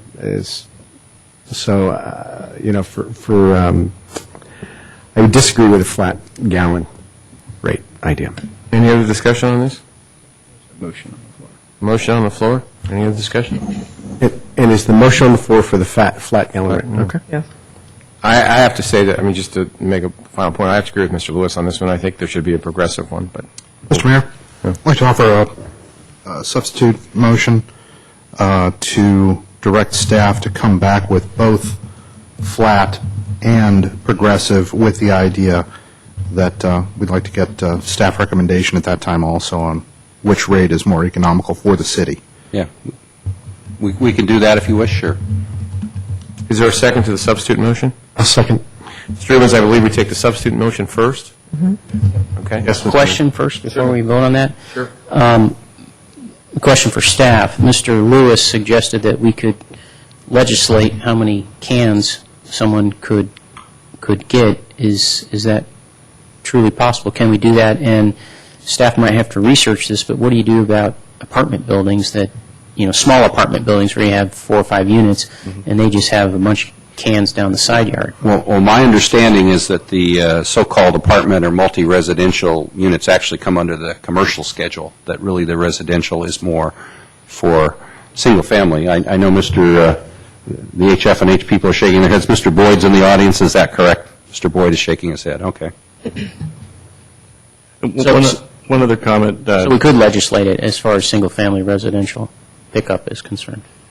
It might be something we could legislate, but it also might be in the franchise, the cans and what we've agreed to, and I'd like to look at that. I'm not sure where it lies, whether it's in So our we can rules go or- forward with the motion as Mr. Ahmad has presented it, but staff would, as part of their recommendation to us, they would research that issue and look at it. Right. Right, we could look at the cost allocation issue.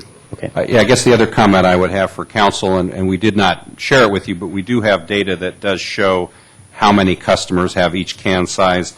And in San Carlos, while there are certain common can sizes, I must say I was struck by the fact that we seem to have some customers for every can size at this point. And I was personally sort of planning to go where I think some of the council members were suggesting, reducing the number of choices when we go to the new service provider. But again, it's up to the council if you wish to Okay, well, there's a Start that journey now, we can. Yeah, my guess is the whole philosophy, though, on the smaller cans, and granted, 2 years we're going to be in a different place, perhaps, but is that, seniors and people that generate less garbage can have the opportunity to pay less. So whether or not we want to dig into that with, 2 years left to go. I think a substitute motion is on the floor. It's been seconded. Any more discussion on the substitute motion? And we understand what the motion is? Okay. Ms. Bowen? Councilmember Ahmad? Yes. Councilmember Grocott? Yes. Councilmember Lewis? Yes. Councilmember Royce? Yes. Mayor Grisilli? Yes. So Robert's rules, which is the first motion is completely gone then. Okay. All right. Do we need a motion to continue this item, or? Do we need a motion to continue this item? Motion to continue the item, yes, you should. All right. Mr. Mayor, I move to continue this item to a later meeting. Second. Okay. Moved and seconded to continue this item to a date not quite specified yet. Determined. Ms. Bowen? Councilmember Ahmad? Yes. Councilmember Grocott? Yes. Councilmember Lewis? Yes. Councilmember Royce? Yes. Mayor Grisilli? Thank you. Yes. Oh, yes, thank you. All right. New business 9B, consideration approving request for qualifications for project study report for the Holly 101 interchange project. Robert? Yes, thank you, Mayor.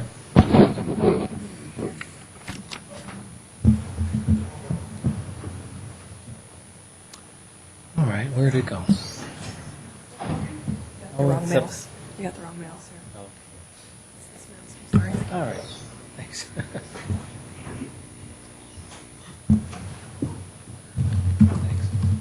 Mayor and Council, I'd like to supplement the written staff report. I've had a lot of discussions with the city manager on this item, and I wanted to cover some supplemental points and slightly revise the recommendation that I have in the written staff report. First, the impetus for to clarify the impetus for what's recommended here. And what I'm going to talk about is just really one part of this item. The project study report itself, the idea of going forward with a request for qualifications to hire a consultant, that's part of your strategic plan. And that's not really a question mark for me. That's straightforward. The question mark is, should we do an alternatives analysis for Holly Street as part of that project study report? And that's what I'm going to be addressing here. So the impetus for this came from a couple of different places. One, the Transportation and Circulation Commission in their deliberations, and that was a new responsibility to me to meet with this group, and a great commission, a lot of energy and ideas. And they started working on a redraft of the bicycle transportation plan. And they had testimony from citizens saying, we really can't get down Holly Street, and there's no good route for bicycles in that corridor. And then once we get to the overpass, it's really dangerous. And that gave me pause to think, well, something needs to be done there. There needs to be some alternative looked at in that respect. When this body met on October 27th, 2008, to talk about the general plan land use alternatives, there were comments like, let's have a global look at traffic on Holly Street. The idea of a land use overlay didn't seem to be the right tool to solve the problem. So being a person who likes to solve problems, I think, well, heck, there's a way we could come back at this in a different way, and the idea of doing an alternatives analysis seemed like an appropriate way. Then on the Holly Street widening at Industrial Road, that was also a CIP project, and we've gone charging forward on that through the strategic plan. It's specified a date to bring that mitigated negative declaration back to you. That's on your next meeting. And so we went out to the community, got input from the community, and a lot of concerns were raised about that project. And I see the project as flawed from a design perspective because it maximizes the use of the right-of-way. It eliminates, I don't feel like it's a balanced project in terms of what it accomplishes. I don't think it balances the aesthetic issues with the transportation issues. I don't think it does. It looks at part of the street, the one end of the street, but not the whole street. And so, as an engineer, I think we should take a closer look at the scope of that project. Now, you like analogies, so I can give you an analogy here. A crowded house. You're maybe in a 2-bedroom, 1-bath here in San Carlos, and you've got 2 children and another one on the way, and that's a happy problem. But what do you do? What do you do? What you decide? First of all, you decide to do something. And in this case, I think what I'm recommending is that we address an issue that won't go away. What about traffic on Holly Street? Now, traffic, when you look at the word traffic, really it originally meant the word commerce. Traffic is really actually a good thing. I mean, we don't want to be like Radiator Springs, where they don't have any traffic. And so, I think... Don't make me sing. Yeah. So what do? You decide, you maybe sit around the kitchen table and you draw up some ideas of what could be done. You'd also document what's the house look like as it is now. And what I translate that to in this analogy is let's model how the traffic gets in and out of town right now. That's the problem we're dealing with. We only have the one interchange on US 101, one full interchange, a partial interchange at Britain. And how does that work right now? And we have an opportunity with the general plan. The general plan is going to be doing a traffic study for the EIR. We'll have brand new traffic counts. They're going to be building a model that will help us with this problem. So for no cost, this is an ideal time for us to look at this question. Try out ideas. So, if you were home remodeling, you might draw some sketches up and see what people think about it. And to translate that, we develop some traffic concepts, estimate costs and benefits.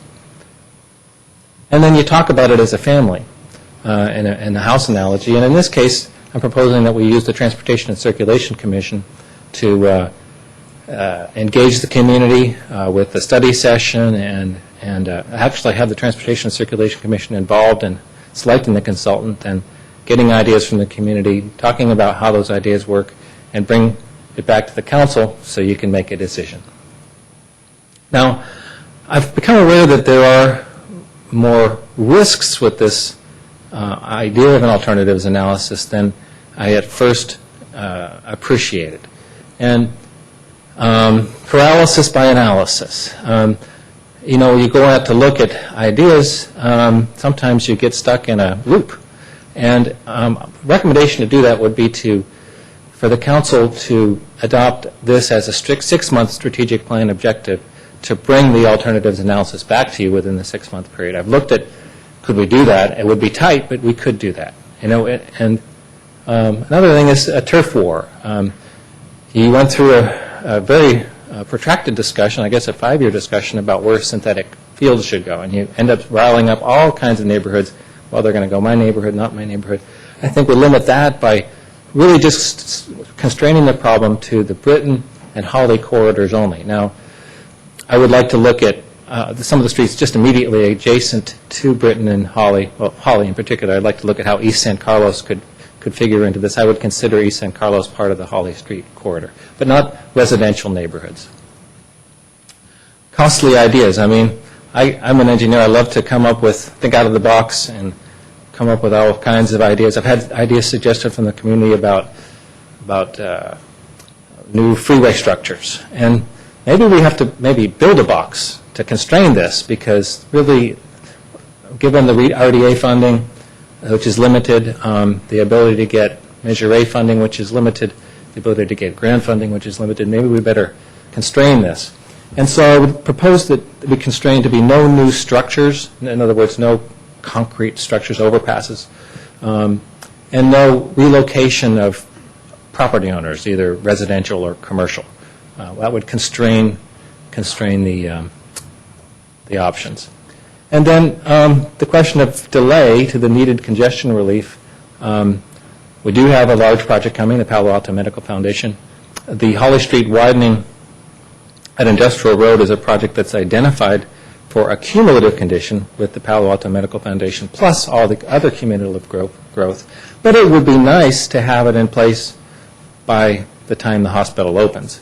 The other thing that I've come to realize is that we have bonds sold for the construction of this set of traffic impact fee improvements.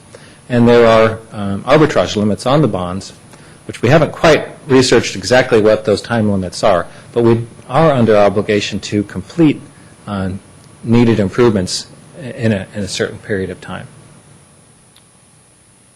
So what I would suggest is that tonight you receive any public comment from people that are here, deliberate about this idea, and actually continue this item to March 23rd. I know you like to make decisions and make them and get items over with, but I'd like to come back to you actually with a resolution that can embody some of these policy decisions that address the risks.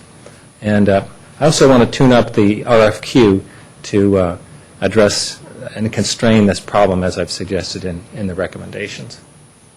That would give you an opportunity to hear from the Holly Street neighborhood. I've heard from them at the workshops we've had, but we do have the mitigated negative declaration scheduled on March 23rd, and then you'll be able to decide for yourself the merits of that Holly Street widening project. And then at that meeting, then you would adopt a resolution approving the alternatives analysis, address the risks, and set the policy guidance that would allow us to move forward with this project. With that, Mayor, concludes my presentation. Any questions? Thank you, Robert. Questions for Robert? Mr. Lewis? Well, I just have a comment. I think it sounds like a pretty good plan, actually. It's nice to have one, and feels like it's comprehensive and gets a chance for everybody to sort of get involved. It seems like a great idea, and good on you for the analogies as well as the idea. The one thing I will just put out there, in my experience, both as a commission member before being a council member and being a council member, sometimes when the commission comes to council with something they've worked hard on for a number of months, and they have, here's the solution we've come up with, please bless it. What invariably happens is council feels charged to take a look at it, analyze it, and either plus it or change it or move it around a bit. Sometimes with the commissions that work so hard on this, they can sort of feel like as if they weren't listened to. And it's a risk that council runs. On the other hand, that's council's job. Again, to use an analogy at work, you don't bring something to a director if you don't want him to comment on it. So the only suggestion I would have is and this goes for all the commissions actually, from my standpoint, is it would be nice for council to get a couple of different options and we can see some of the research that went into them, so we can actually read the research, see what the merits, pros and cons, or a couple of different solutions might be, and then we can also discuss those amongst ourselves together with staff and come to a decision where it feels like the commission's information gathering as well as advising capacity to us.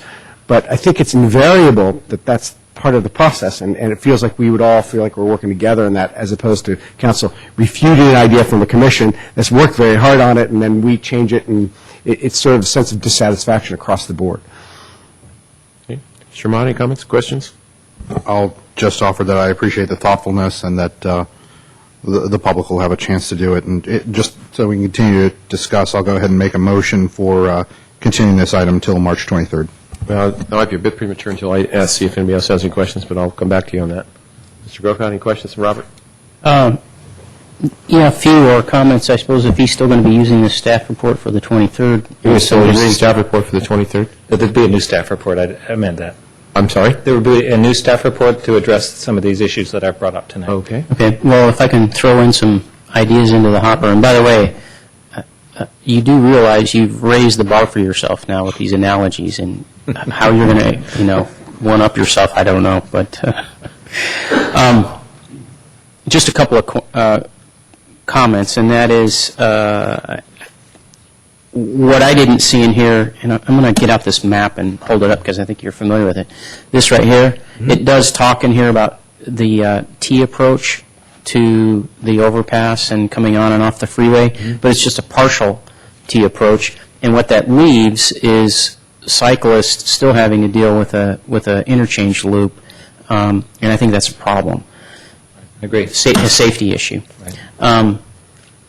Secondly, you prime the pump on this page here, anticipated scope of services, alternative analyses, and you prime the pump on some different ideas. I think an idea that at least I would like to see in there, and I've spoken to you about this before, is just a permanent Holly Street 2 lanes going both east and west and just do away with parking altogether on Holly. I understand that would be a hardship on residences, but not as much as you're suggesting, I think, widening just a portion of it. But I don't know, looking at it in a traffic analysis way, perhaps it would dilute the confusion that people have. You know, when you're driving through there, sometimes you think, in fact, I had that happen to me the other day. I was coming through there, and I thought I needed to get down to one lane, and I kind of cut off the lady that was trying to race me, you know, and she's going like this in my rearview mirror. I can see her going like this. I'm like, what is she doing? That's not, you know, the normal symbol. You meant peace. Or 2 lanes. Lighten up, yeah. I think, So is what that anyways, means, yeah. And the only other part, well, is in the report, also on alternatives, it talks about pedestrian and bicycle improvements, and it sort of gives an idea that we might consider a separate ramp or something, a flyover. And I don't know, I'll just throw out a comment about those. Then you need the corkscrew to keep the ramp degrees proper for HC, handicap. And it just, or you do what Belmont suggested, which was, you know, and it's just hugely expensive. So I don't, just throw that out. Yeah. And I'll leave the rest for later, since I know you're bringing this back. Okay. Thank you. Mr. Royce, anything? Yeah. So I just have one recommendation, and Robert's going to know what I'm talking about because I talked to him about it already, but just to share with other council. And that is, and what I saw in the report is, you know, you talked about what was a comment, getting in and out of town, and I kind of look at it, getting moms and dads to home with their kids 5 minutes sooner than later. We have a situation, I'm glad you broadened the scope, you know, Holly, but it's also Old County, it's the west side of El Camino as you get up closer to Laurel, and you've shared some really creative ideas on how to really create the whole stream and efficiency from our downtown up through Holly. My point is, and I expressed to you before, we also, I think, have tremendous opportunities on the Howard and Britton streets. As you're coming home, going west, best way to explain it is on Howard, you'd have Home Depot on the right. On Britton, Home Depot's on your left as you approach Old County Road. And when we did the grade separation, we never fine-tuned that. We have Howard, and please bear with me here, but you have a staging area at Old County as you're going to El Camino to get home. You have a staging area that has 3 what I would call hard lanes. You have to make a left, you have to go straight, or you have to go right. And there's no merging on the other side. When you get to Britton, it's different. You have a left or a straight, you have a straight in the middle, and you have a right turn on the right side. And that creates a lot of confusion. Then you have merging as you cross El Camino. And a lot of your concepts on looking at the flow, when people are going home, not only Holly, I think we do need to look at that Britton corridor and Howard, one-ways, consistency in mergings, and especially the utilization of the lane. And I'll end with my one example with the hexagon reports that we studied as part of the PAMP project. When you're sitting at Britton, at the light at Old County Road, so again, Home Depot's on your left, Pep Boys is on your right, there's a right turn lane there, and it's only a right turn lane onto Old County Road. At peak times in the afternoon, there are 56 cars that make a right-hand turn. There are 1,009 cars that go straight. We have 3 lanes we're using, and 5% are making a right turn. And why, for example, aren't we utilizing that right turn lane as a straight and a right so that as they get to El Camino, we actually have, I think it's like 30 or 40% of the volume go north on El Camino. My point isn't, I'm not a traffic expert, I don't know what I'm talking about, but I think this study should include my point. Let's look at the Howard-Britton exchange and crossing Old County to El Camino. That's one way to home, and also Holly. The more people and more efficiencies we could make at Howard and Britton can definitely relieve a lot of congestion and volume that we have on Holly Street. So that's what I would like to recommend on this. And I'm not sure the extent of your scoping on what you're planning on That would fit that in. area. That would Could that be included with that? It'd be perfect time to look at it. Great. Thank you. Thank you for the details, but I need to make my point on, there's definitely opportunity there. I agree. Okay. Well, now I think I entertain your motion. Motion's on the floor. Okay. I'll second. Okay, moved and seconded to reconsider this. We're bringing this back on the 23rd, Mr. Weiss? That would be the plan. Okay. Any more discussion? Bring your sleeping bag to the council meeting on the 23rd. Boland? Councilmember Ahmad? Yes. Councilmember Grocott? Yes. Councilmember Lewis? Yes. Councilmember Royce? Yes. Mayor Grisilli? Yes. Okay, Mr. Lewis, before you got here, we moved item 9D ahead of 9C. So item 9D, consideration of customer service improvements to ground floor City Hall, authorize staff to solicit bids for construction.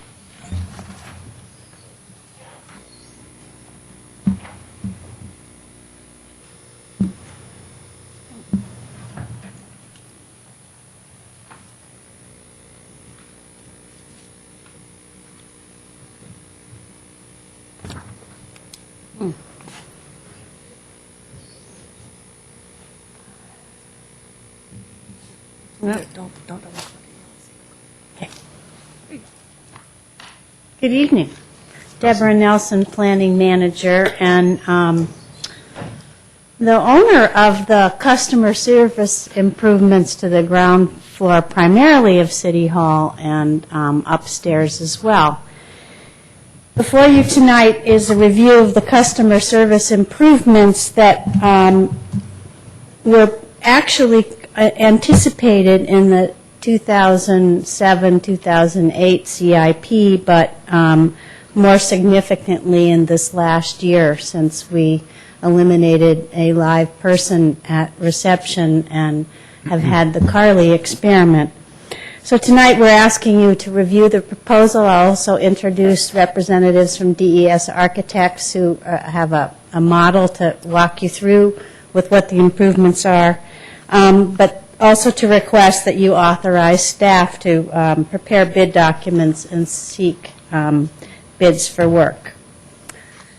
So as I mentioned, all right, I'm sorry. Click right?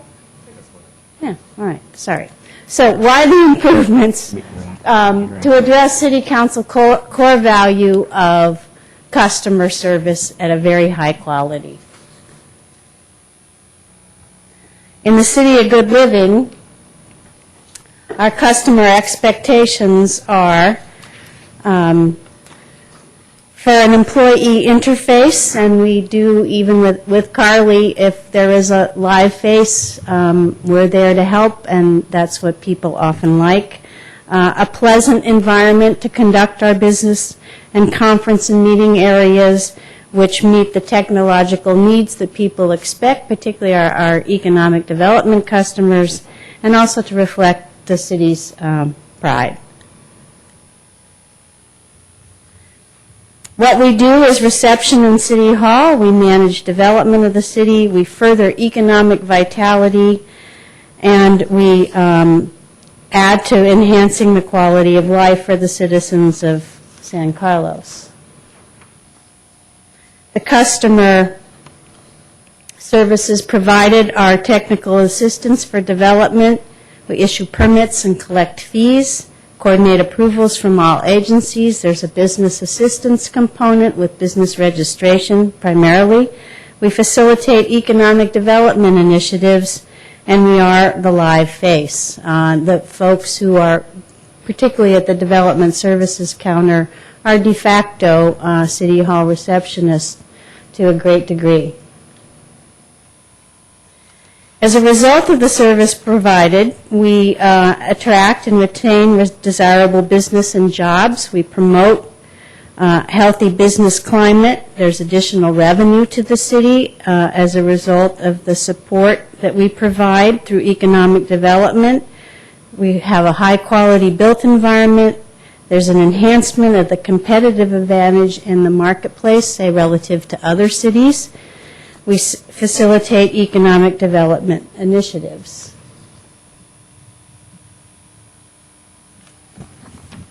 Why make the investment now? The ground floor is really our living room. And the plan creates an inviting, comfortable, and intuitive way in which people can navigate the space when they don't see a live person. It also emphasizes enhancing areas where the public and city do business at the counter and the West Gallery. It's an investment in the city's infrastructure. It respects and reflects the current City Hall design. There's a very indoor-outdoor through our use of glass and the materials in the city, and the plan uses colors and materials that complement what we already have. We're adding to, not replacing much of what's already here. There are long-term benefits of the improvements exceeding the costs, and the annual fund saving still continues to be $80,000 a year to the general fund. It's financed, as I mentioned, through a designation in the CIP that was put in place in 2007 and 2008, and at that time it anticipated that there'd also be improvements to staff work areas in IT, in building, and in planning. We have forgone those costs and actually placed emphasis on dealing with the reception, West Gallery, and our receiving area for the public.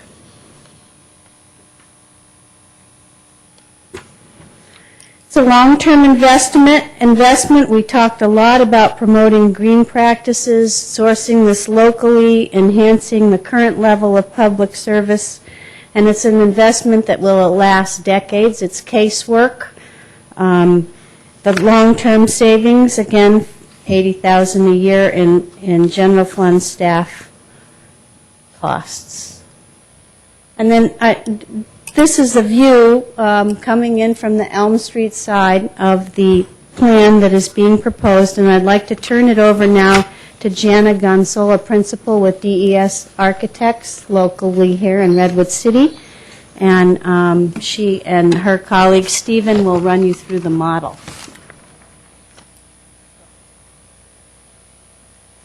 Leave a PowerPoint first.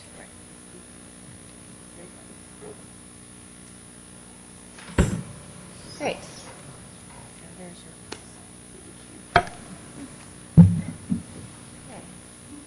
Well, good evening, Mayor and council members. I'm Jana Gunsel. I'm a principal at DES Architects. I head up the Interior Architecture Group and also the USGBC lead consulting arm of our company, which is a green sustainability consulting piece.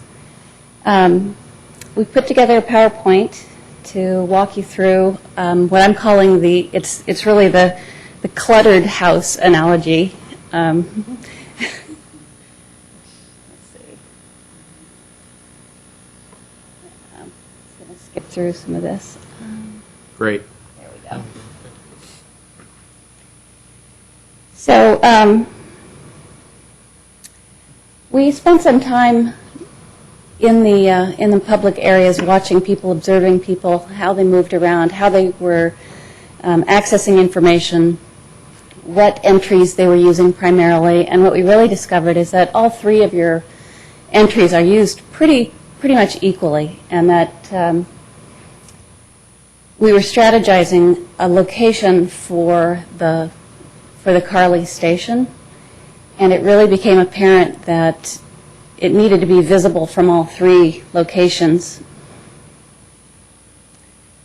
Where she currently resides is tucked away, it's cluttered, it doesn't call attention to itself, it's not attractive, and it can be confusing to people. We actually noticed several people who would just stand there waiting for a body to come greet them because it looks like a reception counter.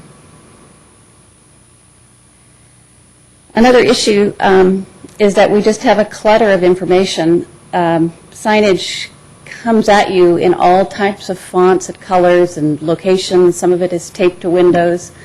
Some of it is out of a catalog. Some of it actually is in keeping with the period of the building and is quite nice.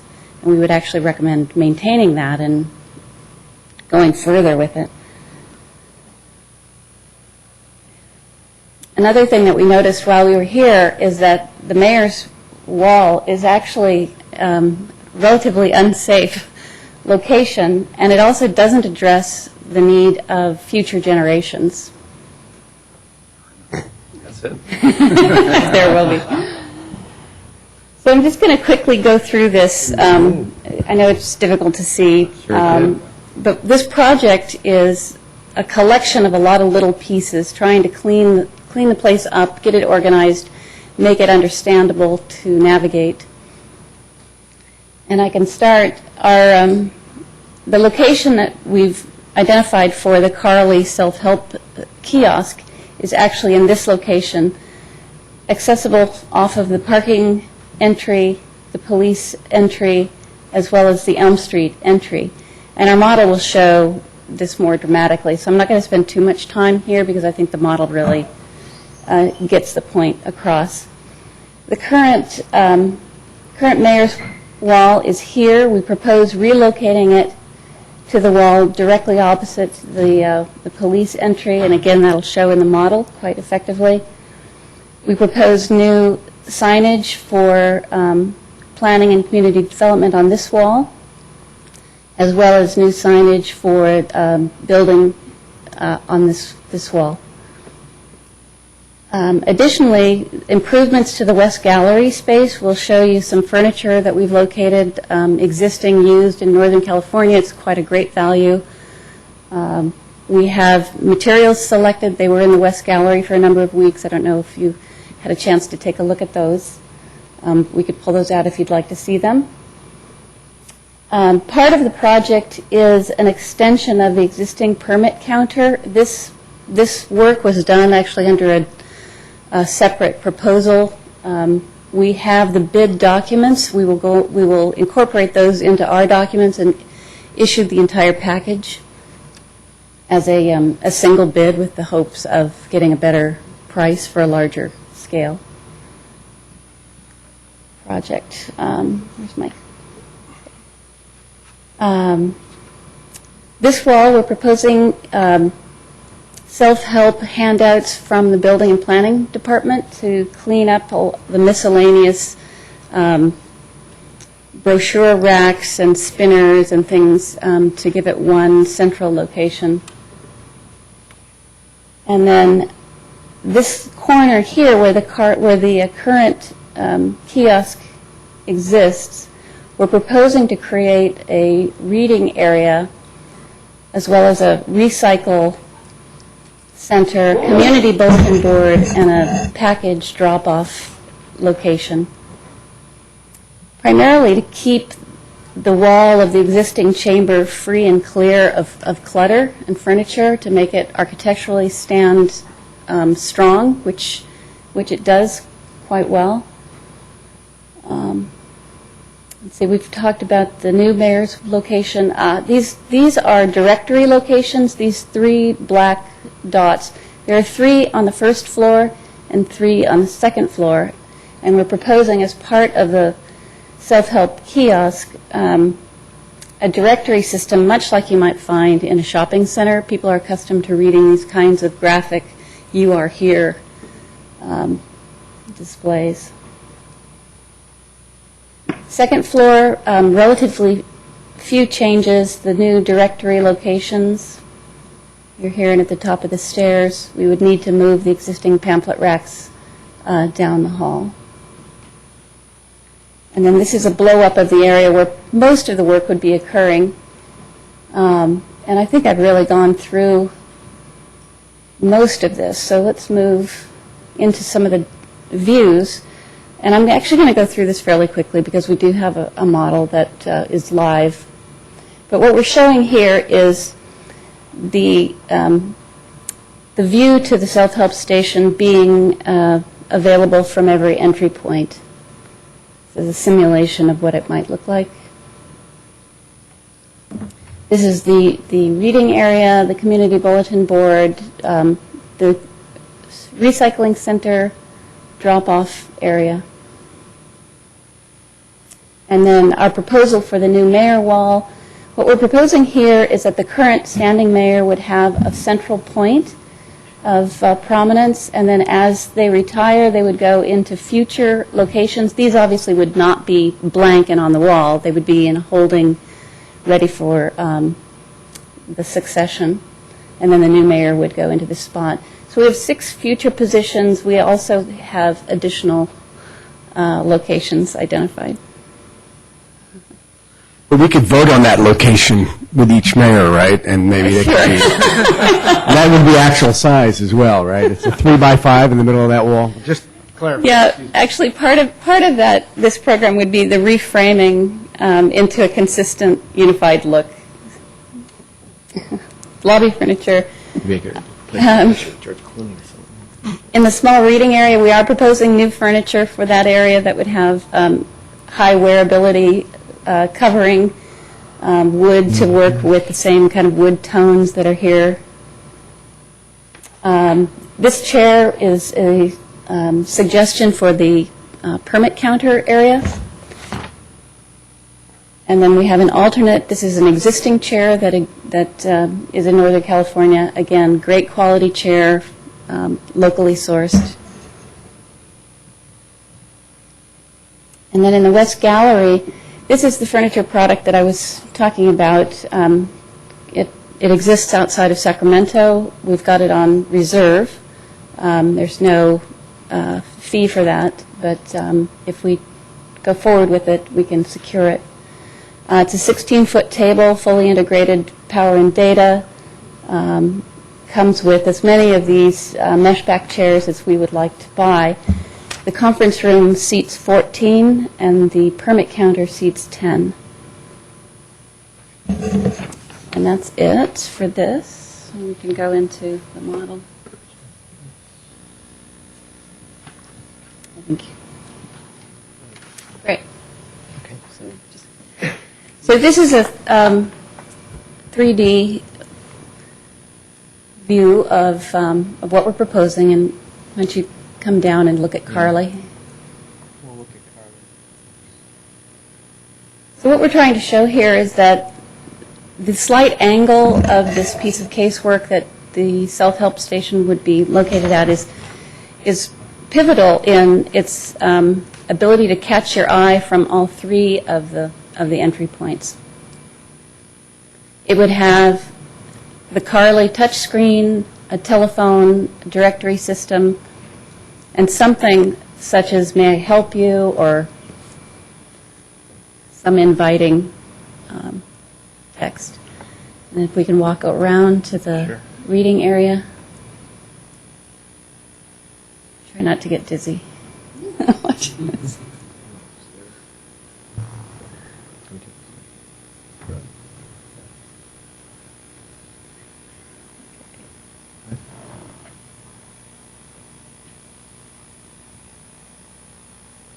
So this just shows the reading area tucked under the existing soffit. The light fixture would be removed and replaced with a more high efficiency fixture.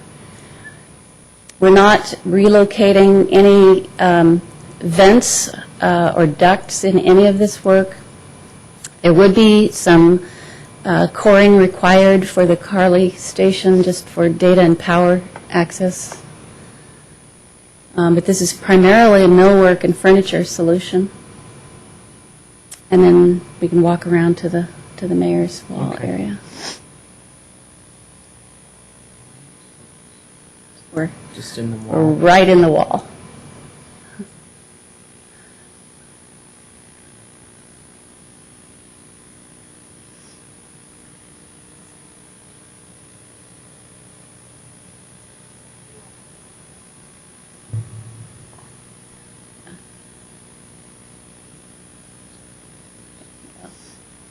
You could back out.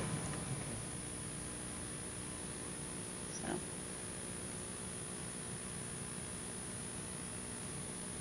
That's okay. So that's the extent of our recommendations. Okay, thank you very much. All right, so before us, we have some alternatives. Comments, questions? question while they're up there. Mr. Royce? Sure. Folks, could you stay up just in case we have questions? Could you please stay up in case we have a question? Thank you. And this question might be for you or maybe for Mark. So we're in a situation now where some offices are closed off because of security, not security, they're just doors are locked, where others like accounting and city clerk and park and rec are approachable. So what is the strategy? When people come in, do we want them to call or do we want them to walk or do we let them do both or what's... I know that maybe Mark needs to answer that question, and does this fit that model? And the idea, I think, is for when people come in that they would be able to call and touch base with a department in that manner, because we aren't always open. Many Call times, first, okay. we have counter hours, and so, and people are walking in off the street and they're confused. They don't know where to go. And so the idea would be that they would find Carly and then be able to pick up that phone and, if they don't know what the counter hour situation is and touch base with the person.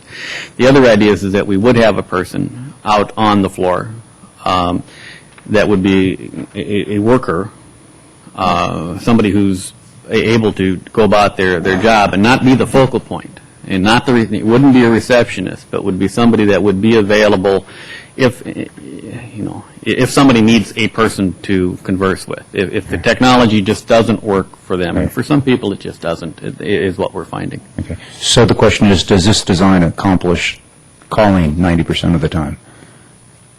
Well, I think what we were trying to do is get you to the point where you could interface with a place where you could find the phone number and then access to the phone. And the technology would provide you with your ability to touch through the screen, to get to the department, to get to the person that you needed to call. Great, thank you. Mr. Anything? Mr. Ahmad? Mr. Grocott? I had a couple of questions. The first one is for DES, and that has to do with currently there's a play area that we have, and I see that used, often enough where people come in. Sometimes, like you see a homeowner come in, they're checking with the planning or building department or something, and they bring their children with them. So that gets used. I don't see any manifestation of that in your design. The counter extension project preceded the work that we've done. I'm not sure what the rationale was for that counter extension. We could move the play area closer to the glass doors and still create an area where people's children could be. The very end of the counter is not used as much. We do find that where the play area is and the counter extension makes us more visible to the public, those who want to see a face, and actually the community development staff. We're going to be there almost all of the time between planners or building inspector staff. There's basically 4 people who serve the counter most of the day, and we're going to be doing cross-training. So the play area would move into a less visible location in the lobby, but still be available to people who bring in children and need for them to have an activity. So you're suggesting it would move north? Yes. Yes. Okay. Well, mostly my concern, Council, is that we do accommodate somehow, because we accommodate now, it does get used. I'd hate to see a quote-unquote improvement project do away with it. And it's just where, our society is today, is that people take kids with them, places they go, and so forth. So, the other question I had was any consideration given to perhaps, if we're going to take down the pictures of the past mayors and current mayor and so forth, to me it seems awkward when we go into West Gallery, because we have to walk by the counter, it's a little tight and everything. Was any consideration given to creating the entry there where the pictures are and doing away with the door on the side so that people going in and out of the gallery aren't interfering with people sitting at the counter? I think that's a great idea to explore. Looking at the drawings, it appears that there's something in that wall. We'd need to investigate what that is before we could just break through it. Sure. We were also trying to accomplish all of this with kind of a finishes and furniture approach for low cost. Yeah, looks like a sheer wall. So you'd need a Sawzall at least. Okay, scratch that idea. And we don't want to, get too expensive or anything.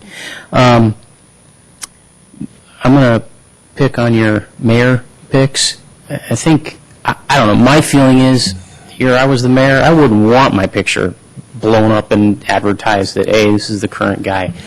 I just feel like, just put them on there and whoever's the current mayor. Could it be bigger? That's just my feeling. I don't know. Maybe the rest of the bobblehead folks maybe a bobblehead. Yeah, want to chime in on that. But I just feel like it's be bigger. Okay.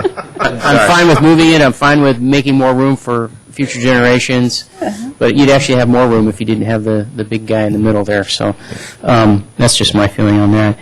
And last question. When we did, I think it was air conditioning improvement project, we went over some magical number that then required we do this railing project. So I just want to make sure that we don't have some hidden costs in here, that we approve this project, we go forward with it, and then the state says, aha, you spent $80,000 on your building and you now have to do handicap improvements, or there's always these things out there that you don't foresee. So let's make sure we don't, step in the quicksand. Yeah. Okay. Any comments? As shocking as it may seem, I actually agree with Mr. Grocott. I think you'd have more space there if you just, we have the way it is over there. I would be In more sequence. Just in sequence. I think I saw Belmont's the way they have their setup. They just have it in sequence, and I don't think that I honestly don't believe that the mayor is darts. Yeah, great. Thank you, dartboard. The blinking lights. I don't think so. But anyway, no, seriously, I think you would get more space, because I knew as soon as Mr. Lewis became mayor, there was no more space, and I wasn't sure where I was going to be. But anyway, but I think all that can be worked out. We have the wall right here by the bathroom. There you go. All that can be worked out, and I think we can work with that. I think what we're looking for here is to seek bids for the customer service improvements if council feels it's a good idea. So is there a motion? Can I make I'm sorry, one more Mr. Roy. comment here? Just a couple other thoughts. I think in a phase 2, I don't recommend it being in this plan, but artwork should be included in the lobby, but I think financially we may want to pause on that one. I've gotten some questions and requests in the past about a mail drop. Now, that might be outside the scope of this, but maybe pass that on to Deborah. When people come after hours, there's no place to drop mail. And the last one is maybe to the designers. What's the current situation with security cameras? I mean, I'm not sure I like the idea of a security camera, but are people putting those cameras in lobbies of offices, businesses, and city halls? It depends on the culture of the company, but probably 50% of the large, corporate client work that we do has security. Okay, so that might be something else we want to consider as part of this. Okay. Okay, thank you. Is there a motion on the floor? Mr. Mayor, move to authorize staff to seek bids for customer service improvements to City Hall. I'll second that. Moved and seconded. Any more discussion on this item? I have one question or discussion thing. Just wanted clarification, and I thought I heard Mr. Royce talk about this at some other time, but there's a lot of businesses going out of business, and there's a lot of surplus furniture and so forth out there. Is that what we're looking at here? Perhaps getting some surplus furniture? Are we getting brand new furniture, or what are we looking at? There's an option here in the. Can we look at that option? The agreement, used furniture or new furniture would save us 16. Yeah. Okay. So, I'm sorry, Mr. Mayor, what? No, I was going to say, it's in the first paragraph. We have that option, and I would tend to agree with you that we don't need the state-of-the-art. I mean, we want something to be efficient, but if we can get something, there's an awful lot of stuff out there now. Actually, the piece that we found is state-of-the-art, and it's about a third the cost. Yeah. So I think you're getting a win-win here. Okay. Great. And the only other thing I might say is you might be able to do a love seat and a chair in that opening area, just to T-bone that corner, rather than just the two seats. So Well, I think we I would can- certainly look at a sofa. Yeah. Hopefully there'll be some, when we get down to the details, I assume, Deborah, there'll be more discussion on some of this. Yeah, and we're also maybe considering benches, just to add a Okay. little bit more seating. Okay. And, Mr. Mayor, Mr. Stivay. if I could just ask a quick point of clarification. The recommendation that staff made was to delay the purchase of furniture for the West Gallery until the next fiscal year, but it sounds like the council is interested in pursuing the whole project now, and I just wanted to clarify that. That was just a staff recommendation, but the council can go at its discretion with the whole project. To clarify my motion, I understood that the price on the furniture was pretty good, so that was my intent. Okay. Thank you. And we would delay the purchase. Is that right? No. No, we would not delay the Forward purchase. with it because I'm the sorry. price is good. Okay, price is good, never mind. There's the motion, is there a second? I'm sorry, Mr. Royce? Second. Yeah. Okay, so moved and seconded. Any more discussion? Okay. Ms. Bowen? Sir. Councilmember Ahmad? Yes. Councilmember Grocott? Yes. Councilmember Lewis? Yes. Councilmember Royce? Yes. Mayor Grisilli? Yes. Okay, now we move to item 9C, presentation of a draft marketing strategy and consideration of authorizing release of a request for proposals for a marketing branding consultant. 7E, or do we do that? We have to go do 9C first, and then we're going to do 7E.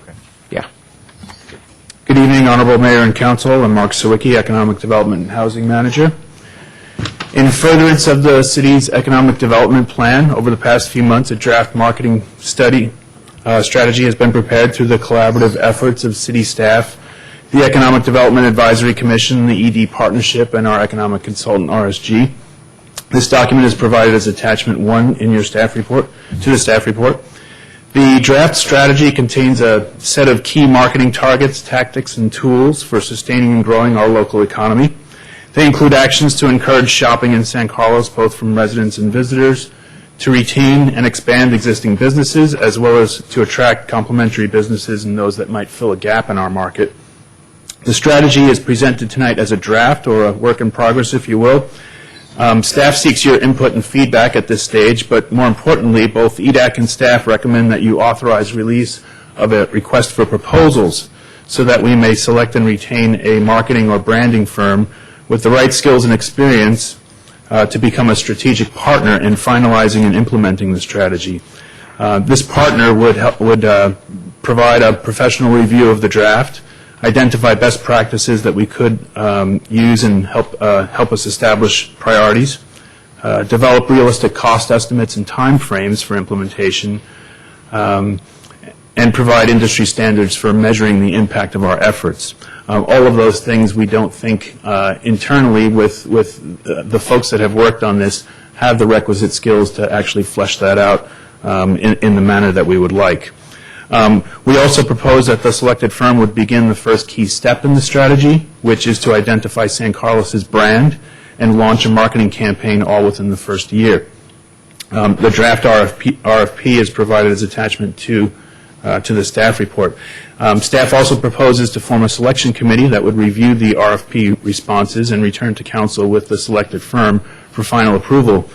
We suggest a selection committee would include members of EDAC and EDP who have been instrumental in the development of this draft strategy to date. There's no fiscal implication from authorizing the RFP tonight.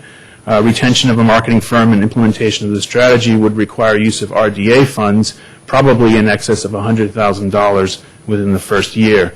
A more accurate estimate of costs would be provided at a later date when staff seeks authorization to proceed with a selected firm. At this time, staff requests your comments and feedback on the draft strategy and your authorization to proceed with the request for proposals, and I'm available for your questions. Thank you, Mr. Sawicki. Questions? Mr. Lewis?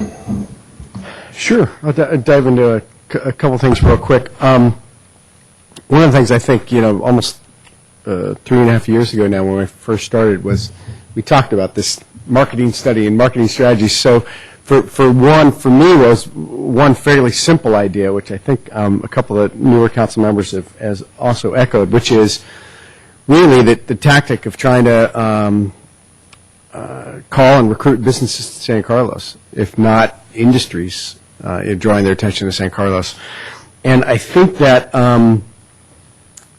the RSG document for me doesn't balance enough in that direction for my money. I mean, I think we've got a pretty good, certainly on council and on staff, where we can start pretty actively if we could get a list of types of businesses and companies that could come to San Carlos from outside the area that we would like to attract to San Carlos and do a little bit more work in that regard. And I just feel like we're a little bit light on attracting businesses outside the region, or thinking a little bit outside the box of just, how can we proliferate a national chain in San Carlos? And and trying to leverage our strengths, and maybe it's in green building. We have some different clusters here that we might be able to actually be aggressive with that could help further define our brand. I think it's one thing when you try to brand any kind of a product. One is looking backwards, one's looking at what we currently are, and then one is looking at what we want to be and what we sort of identify with. So I think those two things could go hand in hand. And then the other thing is the section of this, and I realize it in the RSD report, and I'm just sort of responding to it proportionally.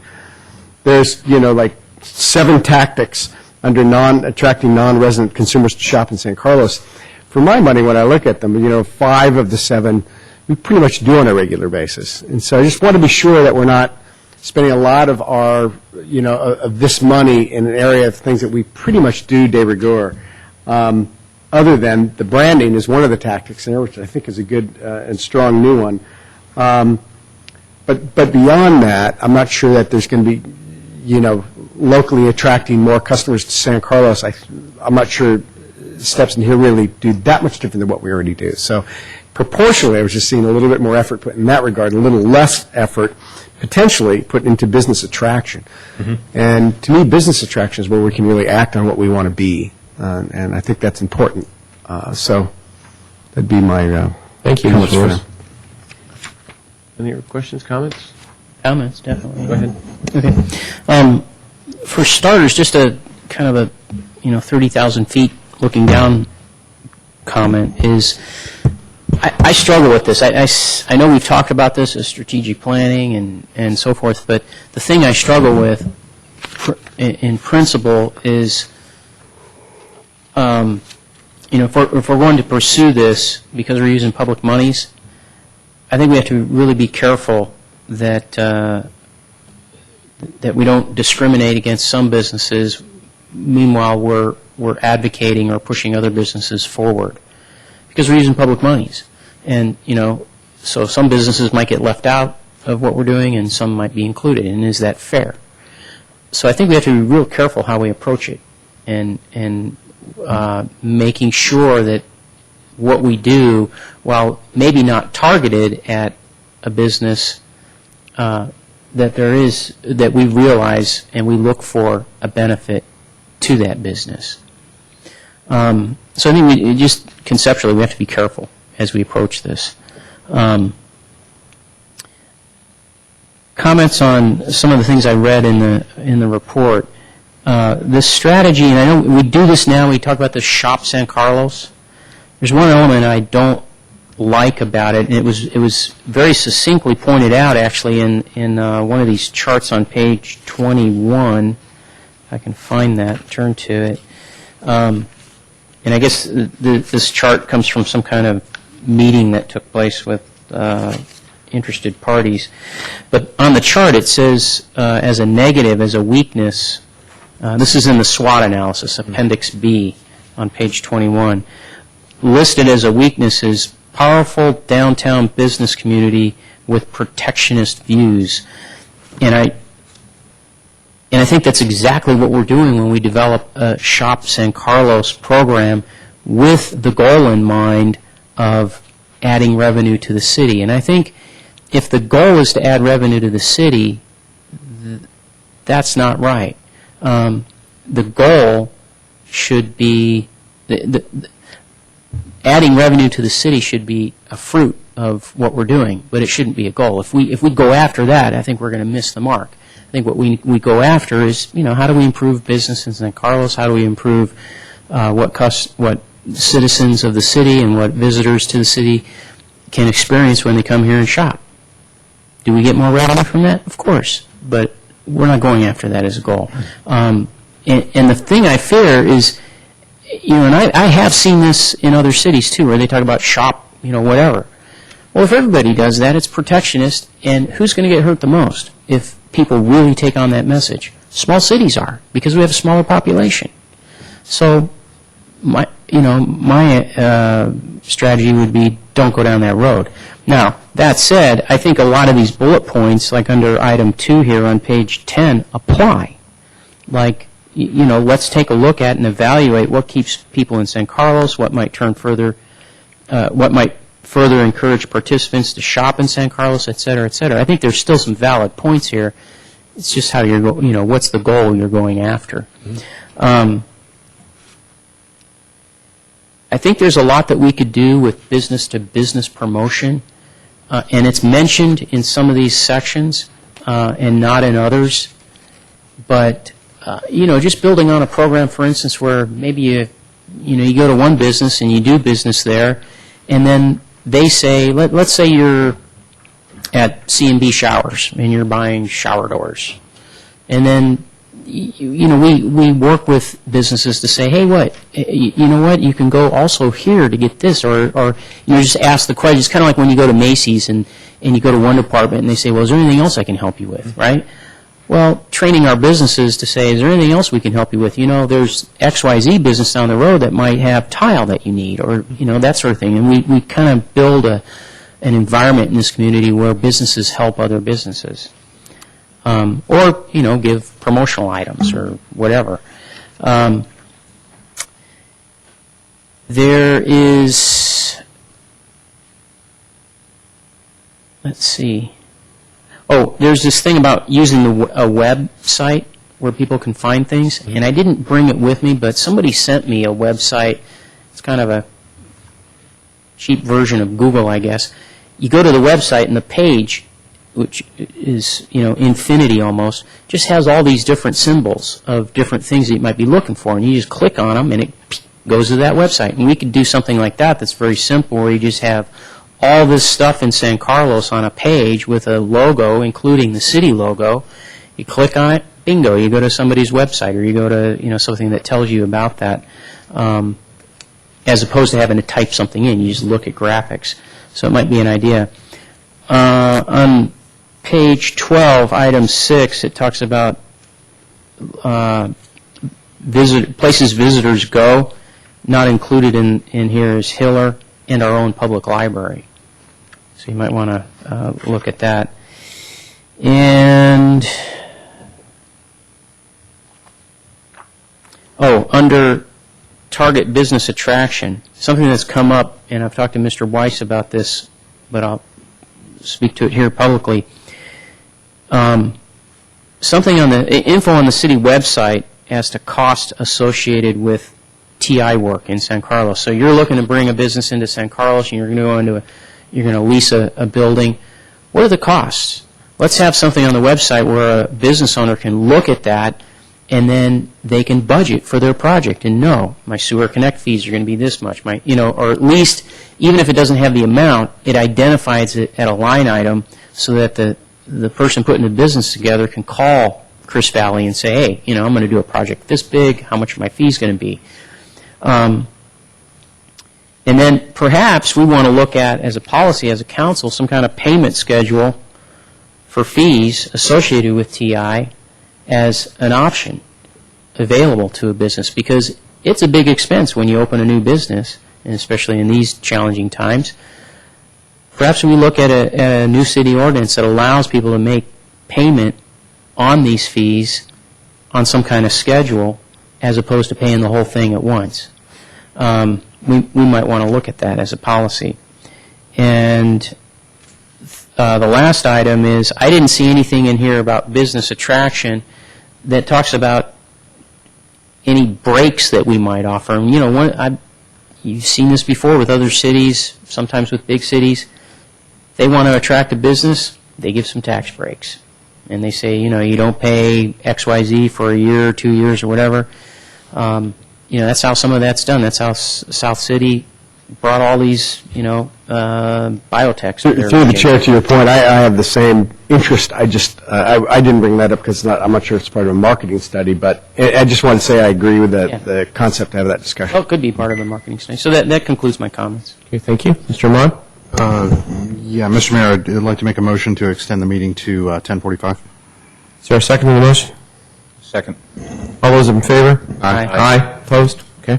Mr. Mayor, a couple of points that I wanted to bring up. I'll be fairly brief. One, that looking through the SWOT analysis, I didn't really see a whole lot of mention about the harbor industrial area. The notion that it is one of the few light industrial areas on the peninsula is actually interesting and extremely it's a big deal. In terms of trying to attract green industry, among the things we need to recognize is folks are doing manufacturing, they are using exotic chemicals, they do need a place for warehouse storage, they need lab space, they need an opportunity to get in and out of the highway. One of the other points that's not here, it sounds kind of odd, but we actually are the home for the San Mateo County Hazmat Team. Again, looking at the green industry folks, they are starting to use more exotic chemicals. The fact that we do have a fire department which is willing to speak to businesses about what is their protection profile, how they need to deal with it, is something that we need to do. Last thing, it just seems that virtually every time we say consultant, we have a $100,000 figure attached to it. Right now, I don't know that any company that I've been working with right now would spend $100,000 on a branding study. The good news, I can say, we'll see this through the proposal process, but those guys are sucking wind right now, and I think there's an opportunity for us to do a better deal. So I would, I'm happy to support this, would love it to move forward, and let me know how I can help. Okay, Mr. Royce? Okay. All right, do I have a motion for this item? I would make a motion. I would expect some further discussion based on what Mr. Ahmad just said. So I'll make a motion that we go forward with the request for proposals. Second. Okay, I would, in the discussions part of that, I agree with Mr. Ahmad. I think this is just a proposal. We aren't approving anything. We want to, vet this for $100,000 or $10,000 or whatever it is. I think it's very important to look at all the dollars are going to be coming out, whether they're coming from RDA funds or whether they're coming from general funds. So I agree to your point. I think I know where you're going on this. So, Mr. Mayor, just a clarification. And the reason I did move this item is because we are eventually, this is RDA money that we're talking about spending. So do we need to act as a RDA board, or do we act as in this proposal, do council? we need to, Mr. Ribbons? We'll end up spending RDA dollars, and so I think it would be appropriate for us to use the RDA hat to take the action. Okay, Mr. Ribbons, you agree with that? I agree with that. Okay, thank you. All right, so any more discussion on this item? If not, Ms. Boland? Yes, sir. Councilmember Ahmad? Well, it's actually not council member, isn't it? Director. Director Ahmad? So, yes. Director Grocott? Yes. Director Lewis? Yes. Director Royce? Yes. And Chair Grisilli? Yes. Sound like producer? No. No, really. No, really. No. Lower. I know lower, yeah. Okay, Mr. Lewis, before you got here, we moved 7E to this point in the Mr. Royce wanted it moved here, so here we go. Mr. Royce. Yeah, so 7E is the approval and additional $84,000 for our consultant working with the Transit Village project. Why I pulled this off is I wanted to just bring up a couple points. One is that the consultants began this work in July of 2007. They've been working 20 months. Their budget was between here, it says, I think, 80 to 100,000, I think, someplace. 80 to 100. And at 20 months here, we're at the point where they're saying, well, we spent up to 95,000, and we need another 84,000 to complete the project. I do appreciate the complexity of the project. In fact, they quote here, inherent in the public-private nature of the project, the design changes, because they have made significant changes, I believe, to the project. I haven't seen much myself, and the significant community input. My concern, though, is just to approve another 84,000, even though it's not part of our spending. It's the developer that's going to be spending this money. So actually, the tenant that moves in or rents an apartment, it's all part of the cost that the consumer pays for. And I think we need to be good stewards on how much money we spend. But also, my interest is projects that take a long time give us a reputation of just moving, too darn slow for future developers that come into town. Now, again, it's not that clean. There are changes that the developer made to this project, but I am concerned of just saying, yeah, here's 84,000, take another 12 months. I would like to put some constraints on the spending and the amount of time. I would say, hey, you started July of 2007. let's shoot for 24 months. Let's see what you could do in the next 4 months or 6 months. And I don't want to skip any public input. I don't want to cut any corners, but I do want to work a few nights and a couple Saturdays and work hard and get this thing done. And so that Planning Commission and Council can move on it. Let's do it. Let's get it done, and let's move faster than slow is what I'd like to do, and spend less money. Mr. Rubens, isn't this a technical issue where we're voting on this because we don't really have any control? Doesn't the applicant sort of, if they want to push this, they push it, we don't push them? Well, I mean, that is true. The applicant is another agency, and they're working at their pace, if you will, and then Al. Mr. Survey, maybe you have some comment or answer that question? Yes, Mr. Mayor. The typical model is for the developer to push the city and put pressure on the city to perform. And in this case, that just simply isn't the case. And as Mr. Royce mentioned, it's a very complex process. There's been a lot of public engagement. And as a city, we want to make sure, and as city staff, we want to make sure you have all the information that you need to make a decision on the project and that the project fits in properly with the community. Our city staff can move as fast and as nimble as any organization, I would say, in the Bay Area or even in California. So that's not the issue. We have no control over the developer. That's the problem that we have here is perhaps the economy, perhaps the complexity of negotiations between the Samtrans and the developer. The lease agreement wasn't signed until just a few months ago. So that negotiation had taken place over a couple of years, period. So that's been the problem here. It has been the performance of staff. In fact, we can typically perform much quicker than the developer. The developer needs to turn around and deliver information to us in order for us to respond. And we've been pretty much sitting still waiting for that information to come in. So that's the problem that we have here. And to set a date into the future, it would be a good thing to do from my perspective. However, again, we can't bet on the performance of the developer, and that's really our problem. Okay. Thank you, Mr. Survey. So Al, just so while you're there, just to clarify here, but what we're voting on is approve a contract to pay the consultant $84,000 more. And that's an estimate for the next year's fees. And what I've talked to the developer about is it wouldn't all be given to the city at once or paid to the project manager at once. It's a pay-as-you-go deal. So it's up to a maximum of $84,000. And this money could be paid in increments by the developer, noting the times that we're in, as long as they perform and they pay. Again, it's not, here's $84,000, go spend it all. It's based on performance, essentially. So I think my last question then would be, what's the developer think about this? Do you I've have talked any to the idea? developer, and the developer understands this arrangement. This is very typical of other jurisdictions in the state. And so they sort of didn't bat an eye. I mean, sure, they don't want to spend any more cash than they have to, but this is the process, and this is going to, having this person do this work is going to help the city get this done too, because we just simply don't have the resources in-house to do this properly. So I've talked to them. They're okay with this arrangement. They have requested that if they could pay it in increments. I think that's a fine thing to do. I can talk to the city attorney about that, but again, I don't see any issues from my point of view. Great. Mr. Lewis, I'm sorry. So just in layman's terms, we're paying for project management services. That's correct.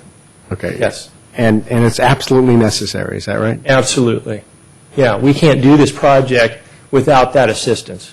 We can't do this reimbursed by the quickly as we developer. want to. I understand that part. I mean, we really haven't gotten a ton of information as a council on this at all. So, I mean, it's just a surprise to me that we're paying as much as we're paying. And so, anyway, that's all. Okay. Thank you, Al, very much All right. for that. Is there a motion on the floor then for 7E? Mr. Mayor, move for approval for item 7E. I'll second that. I moved and seconded. Any more discussion? Seeing none.